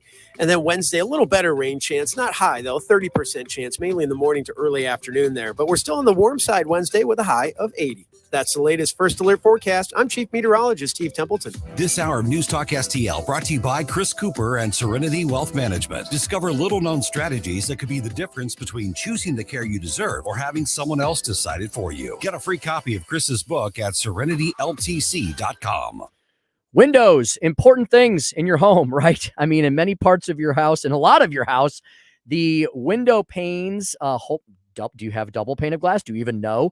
They're the only thing separating you between you and the elements. And even though it's going to be nice this week, I did a little cheating ahead. Next week, it looks like the return of late fall and even a little hint of early winter. Are you ready for that? More importantly, are your windows? If not, you need to get a hold of Window World right now. Our good friends at Window World, they are simply the best for less. 314-993-1800 is how to get the process started. Why should you call them? A zillion reasons. How about these for starters? One of only 2 window companies in the entire country that carry the Good Housekeeping seal of approval. Ranked number 1 in windows sold in the country by Qualified Remodeler magazine. Yeah, the folks who put in replacement windows. In just over 20 years in the business in our region, they've improved the look and thermal efficiency of 70,000 customers in St. Louis. Get that process started. If you're even thinking about windows, 314-993-1800. Incredibly durable, incredibly good looking, and incredibly thermally efficient. Also, an incredible commitment to customer service. Yeah, that's second to none. It's proven. You can look it up. You can see all of their ratings on all the social media platforms, the Better Business Bureau and beyond. It comes with the lifetime warranty covering all parts, glass, breakage, and labor. Yeah, that's part and parcel of that incredible commitment to customer service. Preferred window of our back in action, St. Louis Blues. Any questions? Free in-home estimate, 314-993-1800, 314-993-1800, 24/7 at windowworld.com, windowworld.com. Hi, Sean Long for STL Fenceworks. STL Fenceworks is proud and excited to install American-made aluminum and vinyl fence products, as well as American-made decking. For instance, STL Fenceworks has teamed up with Jareth Manufacturing. Jareth invented the aluminum fence industry over 50 years ago. The Jareth product is wholly sourced and manufactured in the U.S., and STL Fenceworks is the 3rd largest Jareth customer in the world. STL Fenceworks is vinyl fencing also, and not just white. We partner with National Vinyl Products to provide you with tan, clay, gray, and variegated wood grain vinyl fence products too, all made in the U.S. Not to be forgotten, STL FenceWorks is maintenance-free decking. STL FenceWorks is the #1 distributor of Wolf Cellular PVC in the Midwest, proudly manufactured in the U.S. and voted #1 maintenance-free decking product in the United States. Let STL FenceWorks make your outdoor space magical. Visit stlfenceworks.com today and learn how we can make your backyard dreams into a reality. At STL FenceWorks, your satisfaction is our passion. Subscribe and watch your favorite News Talk STL shows. Mike Ferguson in the morning, The Vic Porcelli Show, Columbo and Katie, Jones and Arps. Webcam streaming on Facebook, Twitter, Rumble. Subscribe and watch News Talk STL. This hour of Jones and Arps brought to you by Window World. Simply the best for less. 314-993-1800 or visit windowworld.com. Tim Jones and Chris Arps in the afternoon. The 9 most terrifying words in the English language are, I'm from the government and I'm here to help. The more you remove voting from Election Day, the more opportunity you're offering for people to commit fraud. Are you not entertained? Are you not entertained? I think the Democrats are so short-sighted in this tactic they have now to just cheat at any cost to win elections. You're a lying dog-faced pony soldier. You said you were, but now you got to be honest. I'm going to be honest with you. What are we doing wrong here? As a former leader in the House, I think you can put your finger on it. It's called leadership. We don't have it. Tim Jones and Chris Arps.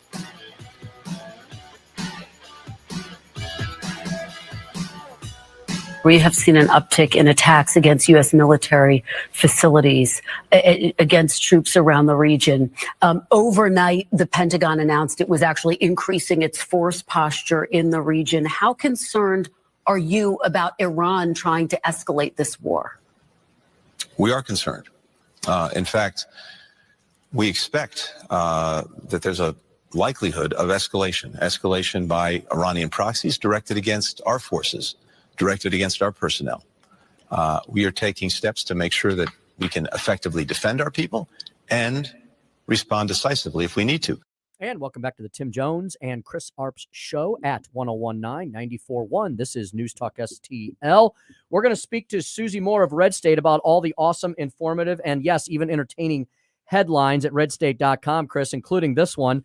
50 Cent eviscerates Joe Biden. Everybody jumping in the ring for going to the beach as the world implodes. So 50 Cent even weighing in on international geopolitical politics. Yeah, probably Joe Biden's like, hey, I flew over to Israel. I showed them that America's behind them. I was a hero over there. Cut me some slack. Let me come back and chill. Hey, Chris, back to Blinken's statement that he just made, the little clip we played. Chris, do you often get the impression that this administration, they're just like, they're trying to be innocent bystanders and all this? Like Blinken's going, well, yeah, we expect Iran to do this and Hezbollah to do that. I just feel, Chris, that if this was a Trump administration or George W. Bush administration or Reagan administration, they wouldn't just be saying, we just expect them to do this, that, and the other thing. They would be saying, if Iran lifts a finger, then guess what's going to happen? I just feel like this administration, like they just wait for stuff to happen to them all the time. Yeah, they're not very aggressive. We've seen many times since the Afghanistan evacuation. They were behind the sphere that other countries were leading the evacuation. I think what the administration and what the world is really afraid of is Iran joining this war with their proxies, Hezbollah and Hamas, creating a 2, maybe 3 front war with Israel.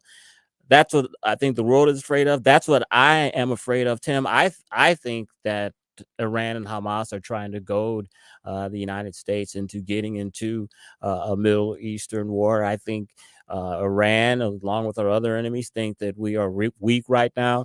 And I think they believe there's no way that we can fund a Ukrainian war with money and weapons and also help Israel at the same time fight a 3-front war. I think we're being goaded, and I hope that our leaders are very, very careful not to take the bait. We need to defend our interests, of course, and not be toadies, but I hope we don't get goaded into a war. I fear that's what Hamas and Iran is trying to do. Yeah, this is what happens when you do not speak softly and carry a big stick. This is what happens when you show weakness. This is what happens. The Biden administration had no problem jumping into a European conflict with Ukraine, but even there, they've done everything wrong. They were excited. Joe Biden was excited to use Putin as his boogeyman and get fully involved in the European front. But all they've done is write blank checks to Ukraine, zero accountability. And now you see the American people in most polling and almost every polling saying, we're not really sure what we're doing in Ukraine anymore. And so, now the Biden administration is stretched really thin. Nobody believes them when they say they're going to do this, that, or the other thing. And usually they're just responding. I think what the administration needs to do is come before the American people and show them a plan, show them the progress that we've had, if we've had any, in Ukraine. I think Americans are tired of sending weapons and money over there over and over and over. And I think Americans applaud Ukrainians for what they're doing, standing up to Russia, a much more powerful power than they are. But I think Americans are getting war weary. We did 20 years in Afghanistan, 15 years in Iraq. We're worried about getting into another conflict. I don't think it's totally lost for funding for Ukraine. I think the administration needs to do a better job of selling it. In a new CNBC poll, only 31% of respondents approved of Joe Biden's handling of foreign policy, period. 31. I'd like to know who those 30% are, but that means basically nearly 60% of people are opposed to him. If you want to read a great piece comparing the Trump doctrines on foreign policy to what we've seen over the last 3 years under Biden, Liz Peek wrote a great piece that was published in The Hill 3 days ago. The world was safer under Donald Trump. And she goes into great depth as to what Donald Trump's actions were. Number one being when he fired back the missiles against Assad in Syria and ended that conflict before it started.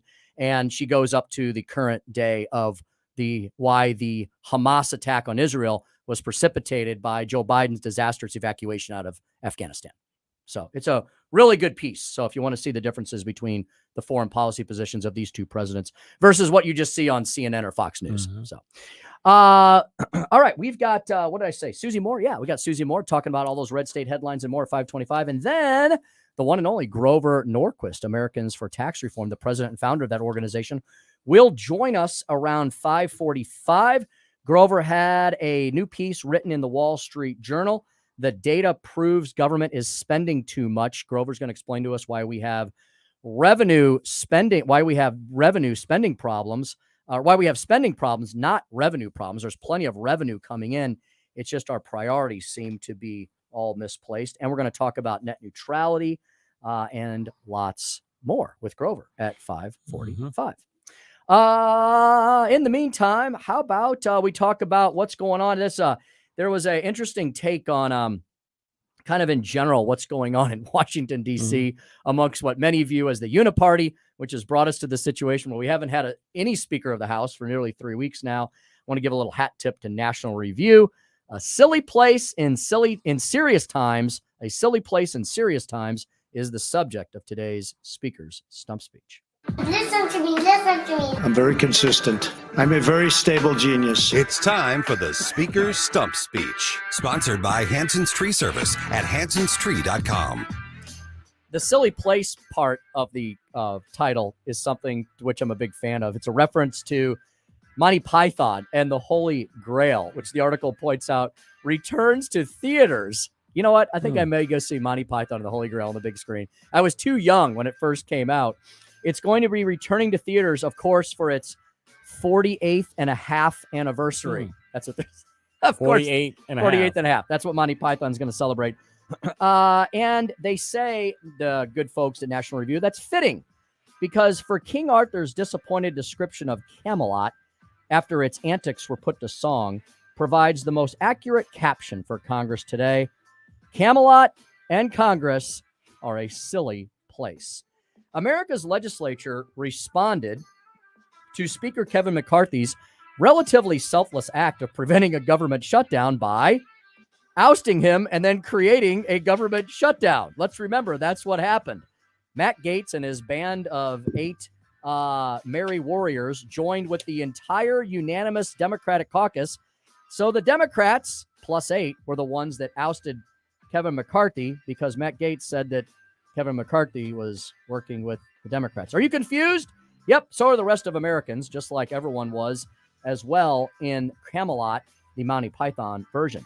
While war was breaking out following the deadliest day for the Jewish people on this planet since the Holocaust, the U.S. House of Representatives was leaderless on October the 7th, and instead it focused inward because the good folks, or not so good, depending on your point of view, in Washington, D.C., failed to see the irony in helping stage a coup at the Capitol. It is a silly place in serious times. The world outside our window faces problems as serious as a heart attack, and half of our legislative branch look like a bunch of clowns, Jim Garrity observes for National Review. Jay Koss, taking stock of the whole scene, and particularly Republican Nancy Mace's very puzzling stunt of wearing a scarlet A on a white T-shirt, writes that the political spectacle of this era could be summarized by this question: what in the world are all of these antics supposed to be accomplishing? As of this writing, the latest spectacle appears to have accomplished very little. Hopes for a smooth succession by the second-in-command, Steve Scalise, were quickly dashed, after which Jim Jordan got a taste of the agony that McCarthy endured to ascend without even the relative payoff. When an effort to expand the powers of the interim speaker in order for Congress to do Congress things, that fizzled, Jordan tried and lost a third time on the floor, leading House Republicans to drop him as the nominee, the third one to face the music, essentially restarting the entire speaker's race all over again. The chamber is completely paralyzed.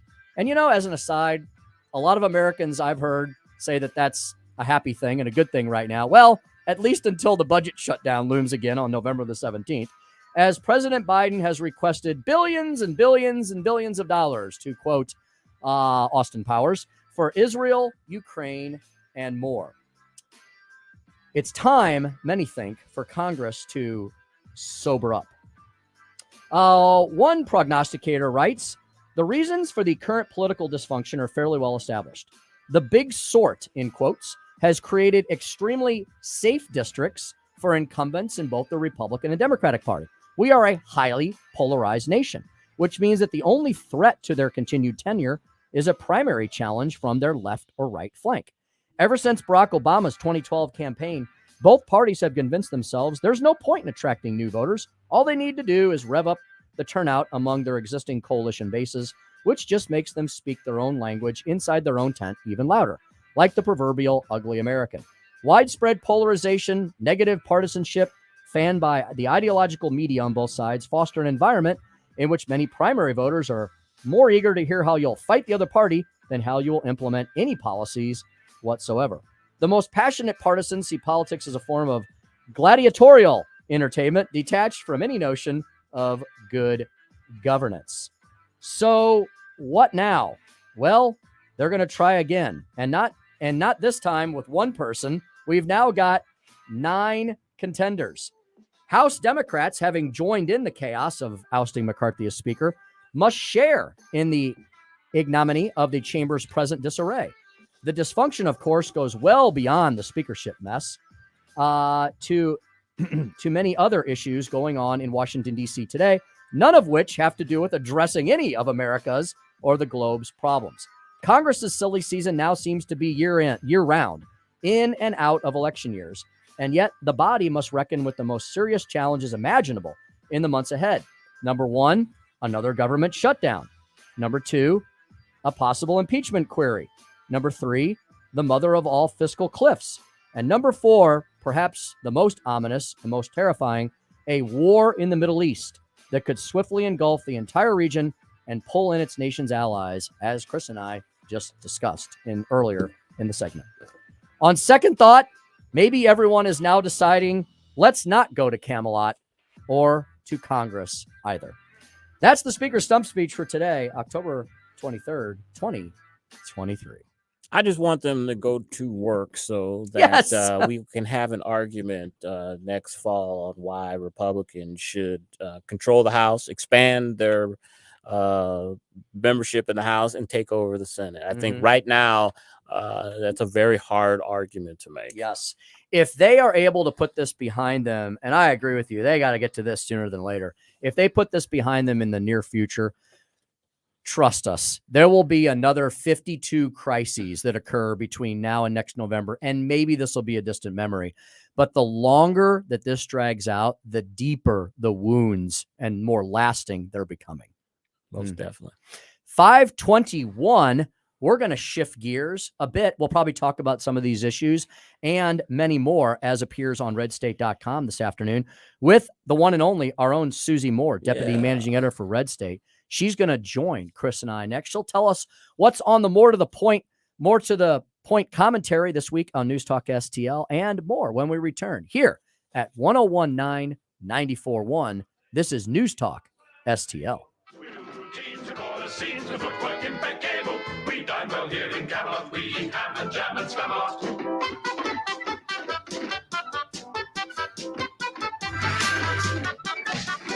We're knights of the round table. Our shows are for the table.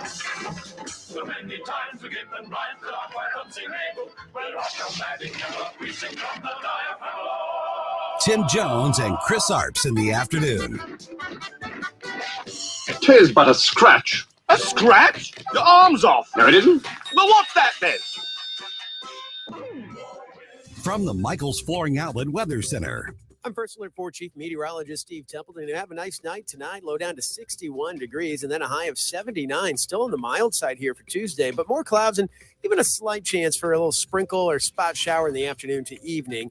And then Wednesday, a little better rain chance. Not high, though, 30% chance, mainly in the morning to early afternoon there. But we're still on the warm side Wednesday with a high of 80. That's the latest First Alert forecast. I'm Chief Meteorologist Steve Templeton. Welcome home to St. Louis's new choice for conservative talk. We need proper representation. You don't get the policies without the man. Age is an issue, but there are a lot of broader issues. 101.9 and 94.1. That's it. News Talk STL. Folks, do you realize that Thanksgiving is a mere few weeks away? Yeah, it really is. That means we're entering the season of giving. I saw my first Christmas commercial on TV this weekend. I'm like, wait a minute, it's not even Halloween yet. Well, you know, everybody's getting ready for the season of giving. And don't forget the reason for the season. Give thanks and give praise for everything you have as your blessings. And also thank those most important and special to you. You know, a great place to do that? People that really put everything that they do into their work. That would be Newstetter's Fine Jewelers. They know the reason for the seasons. WowDiamonds.com is where you can find them on the internet. Newstetter's is locally owned. They're our neighborhood jewelry store. They've been around in the St. Louis region since 1961. Multi-generational family operation of Richard Newstetter and his children and grandchildren. They take great pride in being local and family owned. The other thing they take great pride in, and they should, is the fact that Richard is one of the few master engravers left in the country. Did you know that? That's pretty much almost a lost art. That gives them the opportunity to create the things for you in-house, in their shop, honest jewelry solutions, and you're getting really, truly what you're paying for. Stop by the store, which is at a beautiful store, right in the heart of the county of St. Louis. I love going to Newstetter's, 2961 Daughtery Ferry Road. They're open every weekday, 10 a.m. to 5:30, Saturdays, 10 a.m. to 3. All jewelry repair, that master engraving, jewelry appraisals. If you've got an idea in your head, Richard, I've seen his work. He is an amazing sketch artist. You tell him what you're thinking, he'll sketch it out, and then he will create it for you right there in their shop. Really amazing. Diamonds and beyond. Check them out 24/7. Newstetter's Fine Jewelers, always available. WowDiamonds.com. That's WowDiamonds.com. Investment advisory services offered through OWLFI LLC, a SEC registered investment advisor. Insurance and education services offered through Serenity Wealth Management. Are you or someone you know providing or managing care for a loved one today? Did you know there could be more cost-efficient solutions for funding long-term care, even those currently living in a skilled care facility today? Financial strategist and long-term care specialist Chris Cooper of Serenity Wealth Management can show you tax-efficient strategies available to help your family manage care concerns, whether planning for the future or managing care for a loved one today. Solutions exist to provide the financial peace of mind you deserve. Hi, I'm Chris Cooper, and I'd love to send you a free copy of my new book, A CPA's Guide to Tax-Free Strategies for Long-Term Care. You'll learn about strategies to empower you and your family, protect your savings, and make sure your loved ones get the quality of care they deserve. Request your free copy of Chris's book by visiting serenityltc.com. That's serenityltc.com. This hour of Jones and Arps is brought to you by Stifel. Contact your Stifel financial advisor at stifel.com. That's STIFEL.com.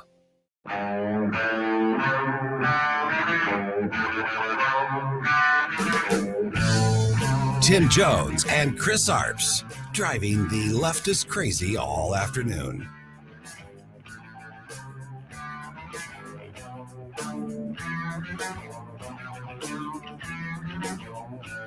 Last week, National Security Advisor Jake Sullivan said it was Hamas that was holding up people being able to depart.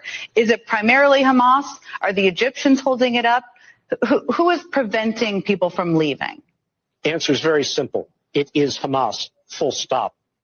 Chris, I conjured her. Remember last week when I was asking, where's Circleback Saki been? I hadn't seen her anywhere. I literally went on Twitter and she popped up on my feed. The freaking machines are listening They to are us. listening to us, Alexa, all that stuff, Siri.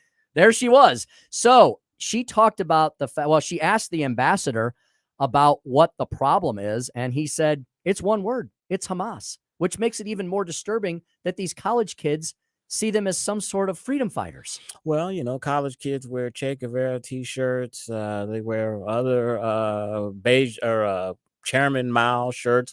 They don't know any better. You know, on college campuses are supposed to be about revolution and oppress people and all that.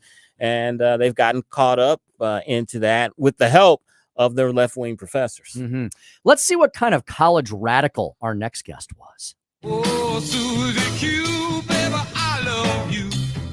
Susie Q. I'm the boss. How about that? Here she is, the host of the More to the Point commentary here at News Talk STL, frequent contributor, co-host, sub-host, and so much more. Deputy managing editor at Red State. No, she never sleeps. She's up 24/7. And I want to know, and Chris and I want to know, Susie, what kind of things did you burn in college as you were protesting hither and yon? Not bras, not books, and not flags. There's a couple of things that are left. She left a few things out there. Yes, yes, indeed. Susie, The midnight oil. I burned the midnight very well done. Doing a lot of doobie rolling. Yeah, oil. I'm sure there was some oil in there. Actually not part of my college experience. Susie's concerned her daughter might be listening. I know. All right. No, you wouldn't care. Susie, let's talk about some of the awesome stuff at redstate.com today that you've either worked on, written, or edited. Susie, I see that quite a few of your colleagues are focusing on this issue that we've discussed here for the past many days, that maybe we shouldn't be stunned about this, Susie. I guess after 30, 40 years of leftist Marxist teachings, I guess we shouldn't be surprised that we literally have people in Congress of the generations just one or two below us who are condemning Israel's war crimes while giving Hamas the kid glove treatment. So writes Jeff Charles. One of the many examples, Susie. What is going on with these younger generations, and is America just screwed? Well, that's a loaded question. Do your best.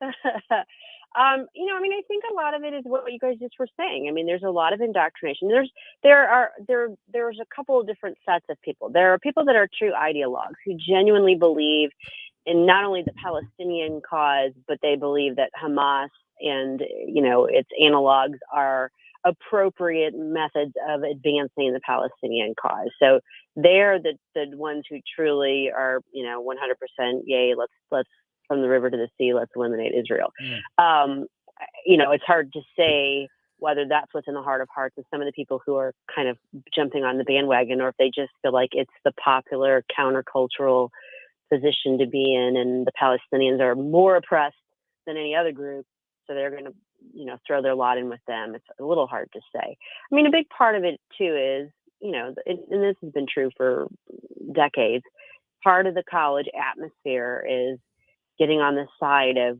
what you feel, is the underdog and fighting the injustice. And if all you're taught is one side of that, or one aspect of it, then, and that's what all your peers are clamoring about, then you're going to run along with them. And, maybe not till you're a bit older and wiser, give some credence to the fact that there may be multiple ways of looking at things and maybe you weren't getting the full story. Susie, a few months ago, the Biden administration and the campaign were leaking out that they were going to have Vice President Kamala Harris more involved in day-to-day things, give her a portfolio to work on. They did that. They had her out doing more things. But something very curious, I follow the president, vice president's schedule. Since Thursday, Vice President Kamala Harris has had nothing on her public schedule, including today. You would think with a worldwide crisis that the vice president would be out more in front of the public. What do you think's going on? 3 days, 3 weekdays in a row, no public appearances scheduled for the vice president. Well, and it's not just that, Chris. Since the sort of heightened alert stage since October 7th, I don't recall seeing her hardly at all. And if she's been making public appearances, she hasn't really been saying anything of consequence, even goofy things of consequence, because it hasn't been hitting the highlights. And I agree with you. There's something very, very strange about the fact that she's supposed to be the one who's ready to step into Joe Biden's shoes. Even if should the need arise during this term of his presidency, or should he ultimately decide not to run, and instead of showing any hint that she's capable of leadership or any initiative on her own part, she's just gone. She's AWOL. So something's not right, and I don't know if that's a health thing or she's just that bad and we just can't. I mean, as bad as Joe is, he had another bad afternoon today. She's worse, so we just can't afford to have her out there. I don't know. Something's wrong. That is for sure. Indeed. Susie, the New York Times, stop the presses, right? The New York Times actually finally, I guess, was forced to admit that it got something wrong. Although they did it in one of those kind of pathetic backhanded ways, as you all at Red State have noted. And this has to do with the Gaza hospital bombing. I mean, Susie, this desire to immediately take a side and then write all the stories from that point of view, it's got to stop because it's dangerous. I mean, they literally blamed the Gaza hospital bombing on Israel only because Hamas said so, is what it comes down to, right? Yeah, I mean, the vast majority of the corporate media or legacy media jumped on that story immediately and ran with, I mean, they said, some of them couched it as Palestinians say or that sort of thing, but they really ran with it and ran off to the races and didn't even question it when, I mean, the smoke was still billowing and they were saying, 500 dead. There's no way they could have known, how many were injured and dead at that point. And yet the mainstream media was off to the races with it. The New York Times so-called acknowledgement of their mistake is about as pathetic as I've ever seen. It's the equivalent of saying, well, mistakes were made. And, this is the fog of war. So we'll try to do better. Instead of, we're issuing a correction and retraction. We got it wrong. We are reviewing our processes and we are going to make sure that we do not do this in the future. Speaking with, it needed to be full-throated. Speaking with Susie Moore, Deputy Managing Editor, Red State, and host of More to the Point. Susie, as you know, the Democratic National Convention is going to be in Chicago next year, and as you also know, they are having a illegal migrant problem. Last week, 28 busloads landed in Chicago, but as many as 60 have arrived in 1 week. How much of a looming PR disaster is facing the Democrats next summer? Well, I'm not 100% sure, but I can do some recon for you all because I'm actually going to Chicago this weekend. Oh. So I will scout things out and see the lay of the land. I'll have to figure out where they're planning on holding the convention and see what things look like in that area. But I haven't been, even that's where I went to law school, and I used to go back frequently, but I haven't been to Chicago in probably 5 years. So it'll be interesting to see what's different from when I was there last. Speaking to Susie Moore, Deputy Managing Editor at Red State. Susie, something we haven't talked about in a while, but which you all at Red State have continued to monitor and cover, is because, honestly, we do have many more important things to worry about. But you know what? Joe Biden's ability to be the leader of the free world in these difficult times is rather important. And there's a great piece up at Red State by, let's see, I think Nicarama, about the fact that Joe Biden once again descended into massive confusion over some of the simplest things. I mean, maybe now more than ever, Susie, it's disturbing that we're now involved in multiple theaters of war across the planet. The economy continues to struggle and fumble and bumble itself. We have a wide open southern border. We're entering an election season, and Joe Biden often seems to be confused when he's walking around the White House. These are things to be worried about in addition to everything else, aren't they? They absolutely are. I mean, now, if ever there's a time when you need your leader and your leadership to be able to show that they're up to the challenge, this is it. And he's not doing that. This afternoon, he was giving us a talk on Bidenomics, which they keep touting. I mean, it's basically a campaign speech. I don't know why they're trying to tuck it into him promoting, the administration. But and he really fumbled with it. He got out ahead of the person introducing him and ran to the podium before he'd been introduced. He fumbled with the teleprompter and couldn't read some things right. And then kind of I don't know if he was just trying to use it as an escape hatch or what, but he said, I have to go to the Situation Room, which I don't know. I mean, think this through. When was the last time you heard a president say, I can't talk, I have to go to the Situation Room? Mm-hmm. That's the problem right there. That probably was code for he needs to go to the bathroom. Well, it could have been a different sort of Situation Room, but bottom line is, if he really did need to go, if there's something big happening, they're not supposed to announce that. If he just used it as an excuse, that's a problem because he's using a bad excuse. And then on the way out, he was asked about a ceasefire and the hostages, and he said, we need a ceasefire. And then he stopped and corrected himself, and he said, no, wait, I mean, we need the hostages back, and then we can talk. But, I mean, we're seeing in real time the effect of weak leadership from the United States, and it's painful and it's deadly. Susie, as we speak, House Republicans are having a candidate forum to choose their next leader. I don't know if you heard the show earlier, but I think I gave a masterstroke idea to the Republicans that they should choose Byron Donalds. One, he would upstage Hakeem Jeffries as being the first Black Speaker of the House. And I think also if you put him up for a vote, it would make members publicly have to vote against the potential first Black Speaker of the House, and you can garner votes in that way. What's your thoughts, my friend? Well, I think I did hear you say that, and I think that's a bold strategy. I think that would be an interesting strategy. I don't know that the Republicans are going to do that because right now they seem to be sort of sputtering around, and I'm not 100% sure. I mean, the thing of it is there are any number of Republican congressional members who would be perfectly fine in that spot. And the fact that they can't agree to say, okay, whoever gets the most votes, that's who we're going to all come in together and support is, I mean, it's very troubling.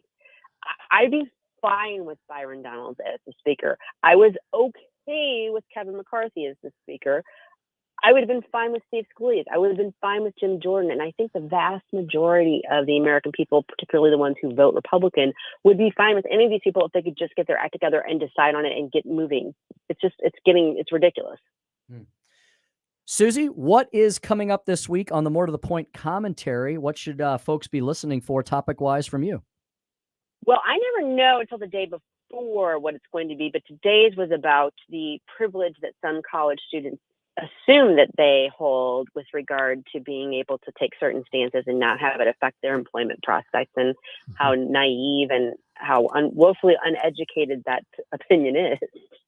Some of them had to learn the hard way, didn't they?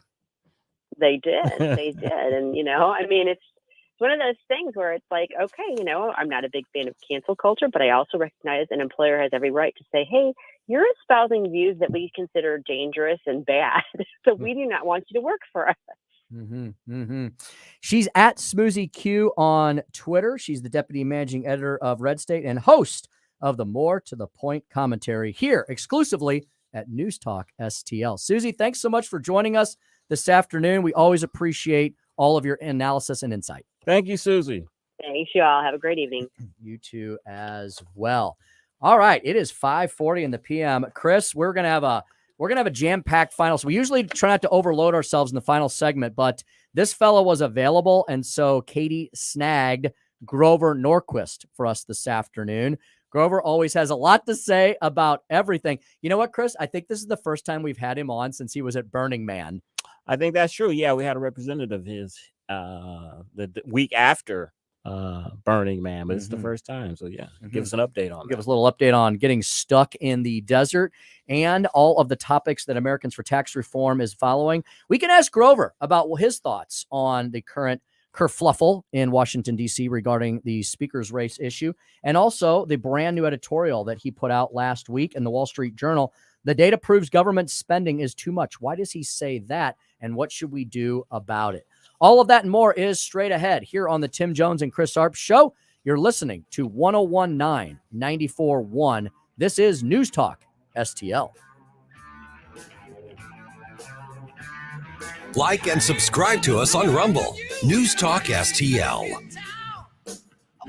I apologize. I have to go to the situation with another issue. Thank you.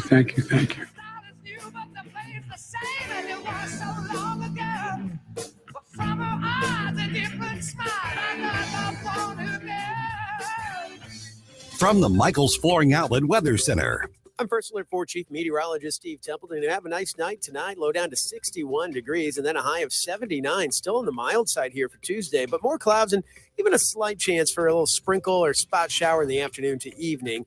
And then Wednesday, a little better rain chance. Not high, though, 30% chance, mainly in the morning to early afternoon there. But we're still on the warm side Wednesday with a high of 80. That's the latest First Alert forecast. I'm Chief Meteorologist Steve Templeton.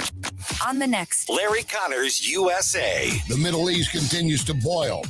Will we see any way out of this without involving the entire Middle East? Larry Connors, USA. Now, weeknights 6 until 8 on News Talk STL. You know, I've been telling you for many, many months now that I am a proud and loyal customer of Royal Banks of Missouri, which is a full-service, locally owned and operated community bank with 17 locations from St. Louis to St. Charles to even across the river in Granite City to up north in Hannibal, Missouri.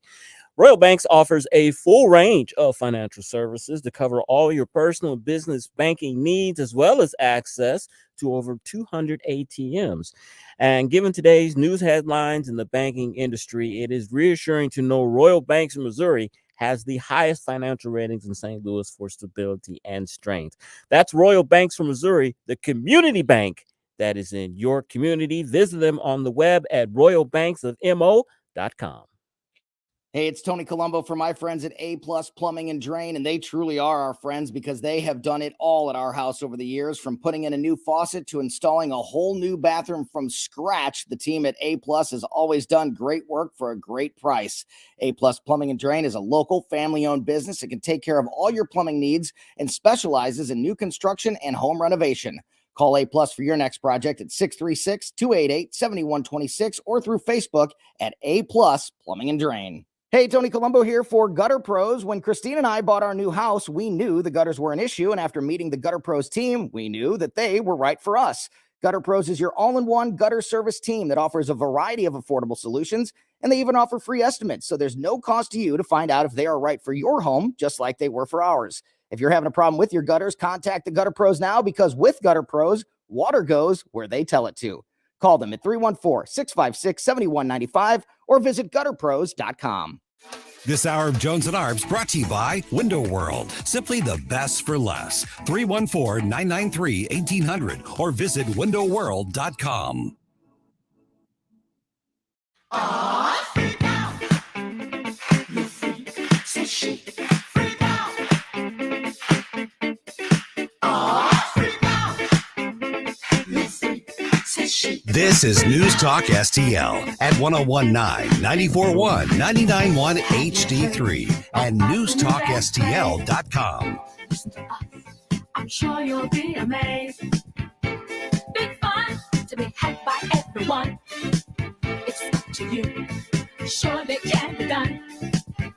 Young and old are doing it, I'm told. Just one try, and you too will be sold. It's called a freak. They're doing it night and day.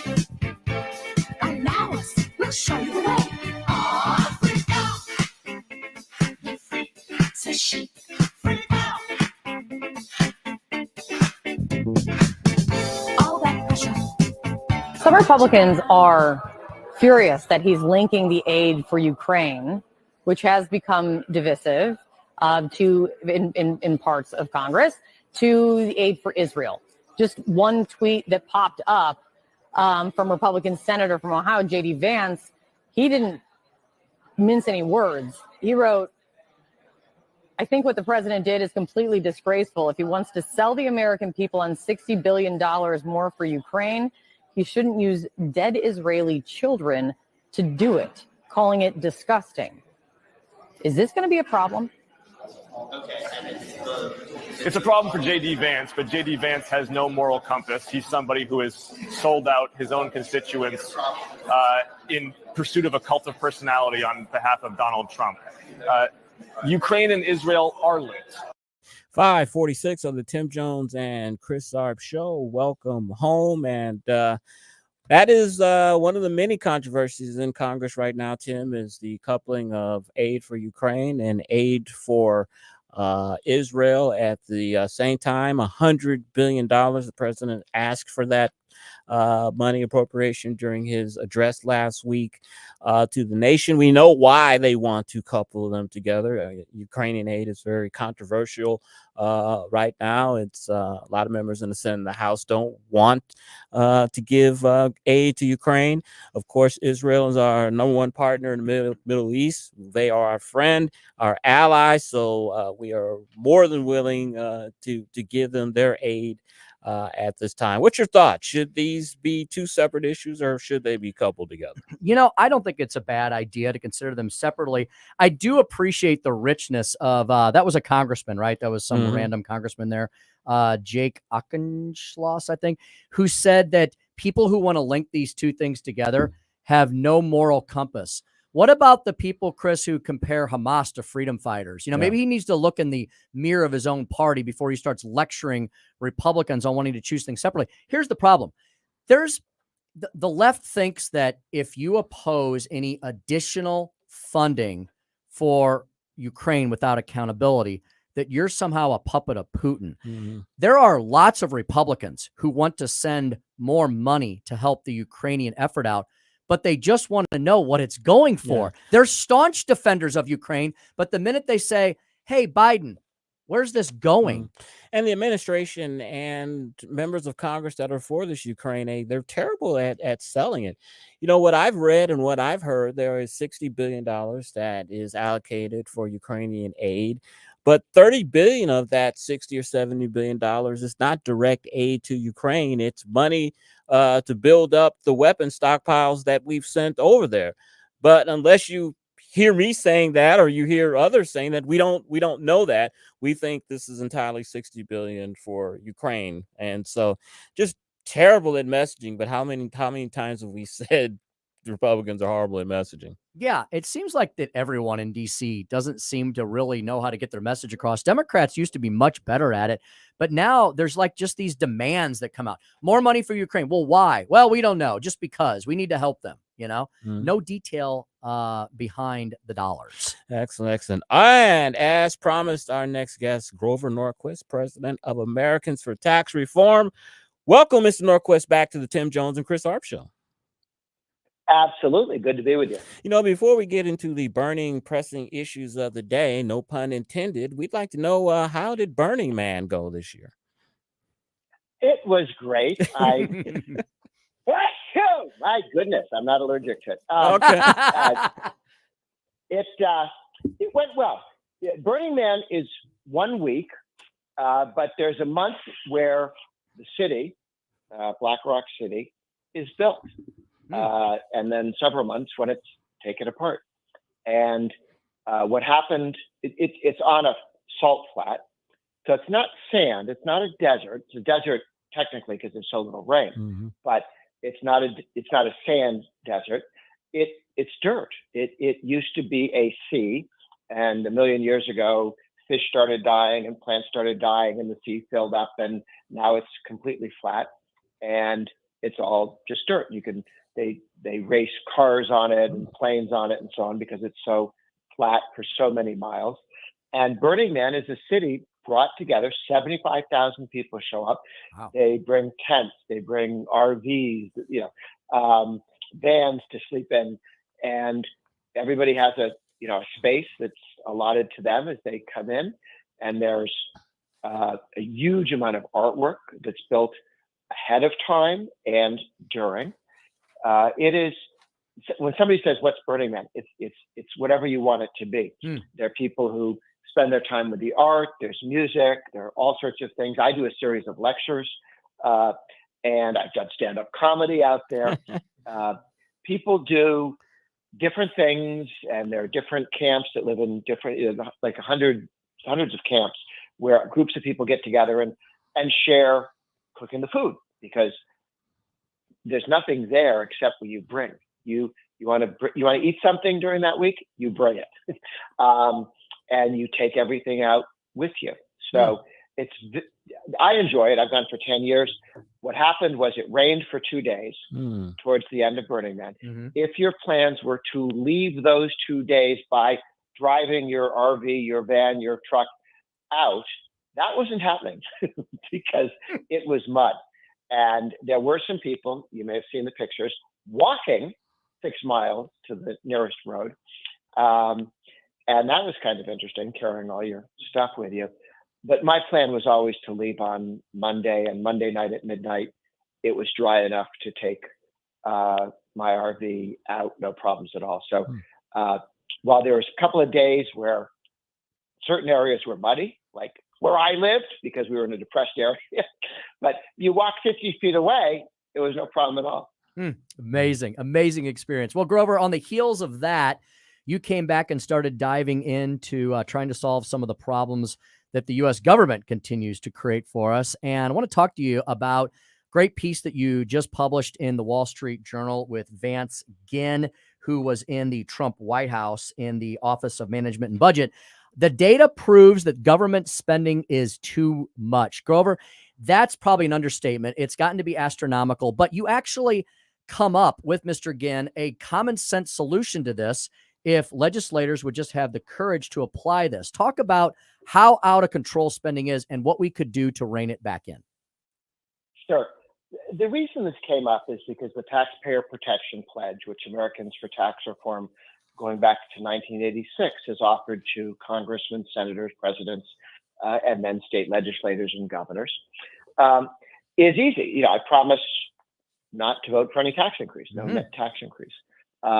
And that has saved taxpayers several $1 trillion since it was there, because the left would always go, why don't we raise taxes and pretend to cut spending? and when the Republicans had, most Republicans take the pledge, so that when the Republicans have the House or the Senate, you can't raise taxes. You can only raise taxes since 1990 if the Democrats have the House, the Senate, the presidency. And then they lose Congress the next election. So it has slowed the growth of taxes. But then people say, but Grover, didn't Milton Friedman tell us that the real cost of government is not just taxes, it's total government spending? And the answer is right, because when the government spends $1, it either has to take that dollar out of the economy in taxes or in borrowing. Either way, that money is not available for the private sector to invest and do good things with. Okay?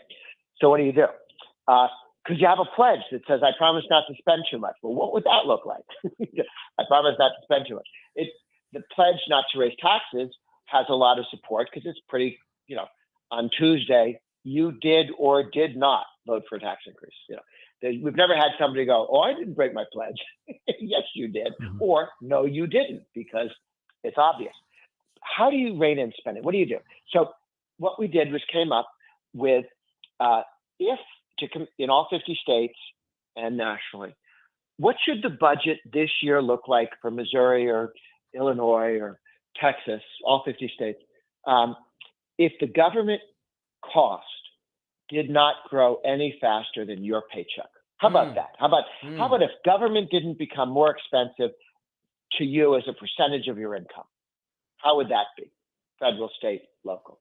Well, that's not the only measure. I'd like the government to be a smaller percentage of one's income. But if to start with, you could get each state to look at that as a benchmark. And the politicians either say, you know what, we're not going to raise spending by the government, both taxes and debt, faster, higher, more than you got a pay increase last year. Government doesn't get a pay increase if you don't get a pay increase, okay? And there are a number of states that have actually done that for 10 years in a row. North Carolina is one of them. Florida is one of them. And so what we do is we look back 10 years, what states have done this, but you also allow a state that hasn't been disciplined to say to themselves, you know, if we'd had that minimum level of discipline, the government shouldn't get more money than you do when you get paid. Okay, how about that? If we'd done that for 10 years, look how much better off we'd be. Look how much less debt we'd have, less spending, or how taxes could be down. We could take the income tax down by half or something if we'd simply done that. And so this gives us a measure in every state to say, looking forward 1 year, 10 years, if we just limited government, not cut government in half, not make it go away, nothing radical. Right. And frankly, I'd be for radical in some of these states. Grover, New York needs to radically reduce their taxes. We're coming against a hard break. Yeah. We can read your article on the Wall Street Journal and go to AFTR for the Sustainable Budget Project, correct? Absolutely. Americans for Tax Reform. Thank you, sir, so much for your time. You have been listening to the Tim Jones and Chris Arps Show on 101.9 94.1 News Talk STL. Up next is Larry Connors, USA. He'll have the author of the Soros Agenda and tells how he supports terrorism. 101.9 94.1 News Talk STL. Drive safe. All that pressure got you down as your head spinning all around. Feel the rhythm, chant the rhyme. Come on along and Tim Jones and Chris Arps in the afternoon. days of stopping as a boy. Now we're free. Oh, what a joy. Just come on down to the fifth floor. Find a spot out on the floor. School choice is an idea whose time has come. It's flourishing in many states, just not in Missouri. Take charter schools, a great alternative for parents whose kids may be trapped in a failing school district. But charter schools are currently only available to families in just 3 of 520 school districts.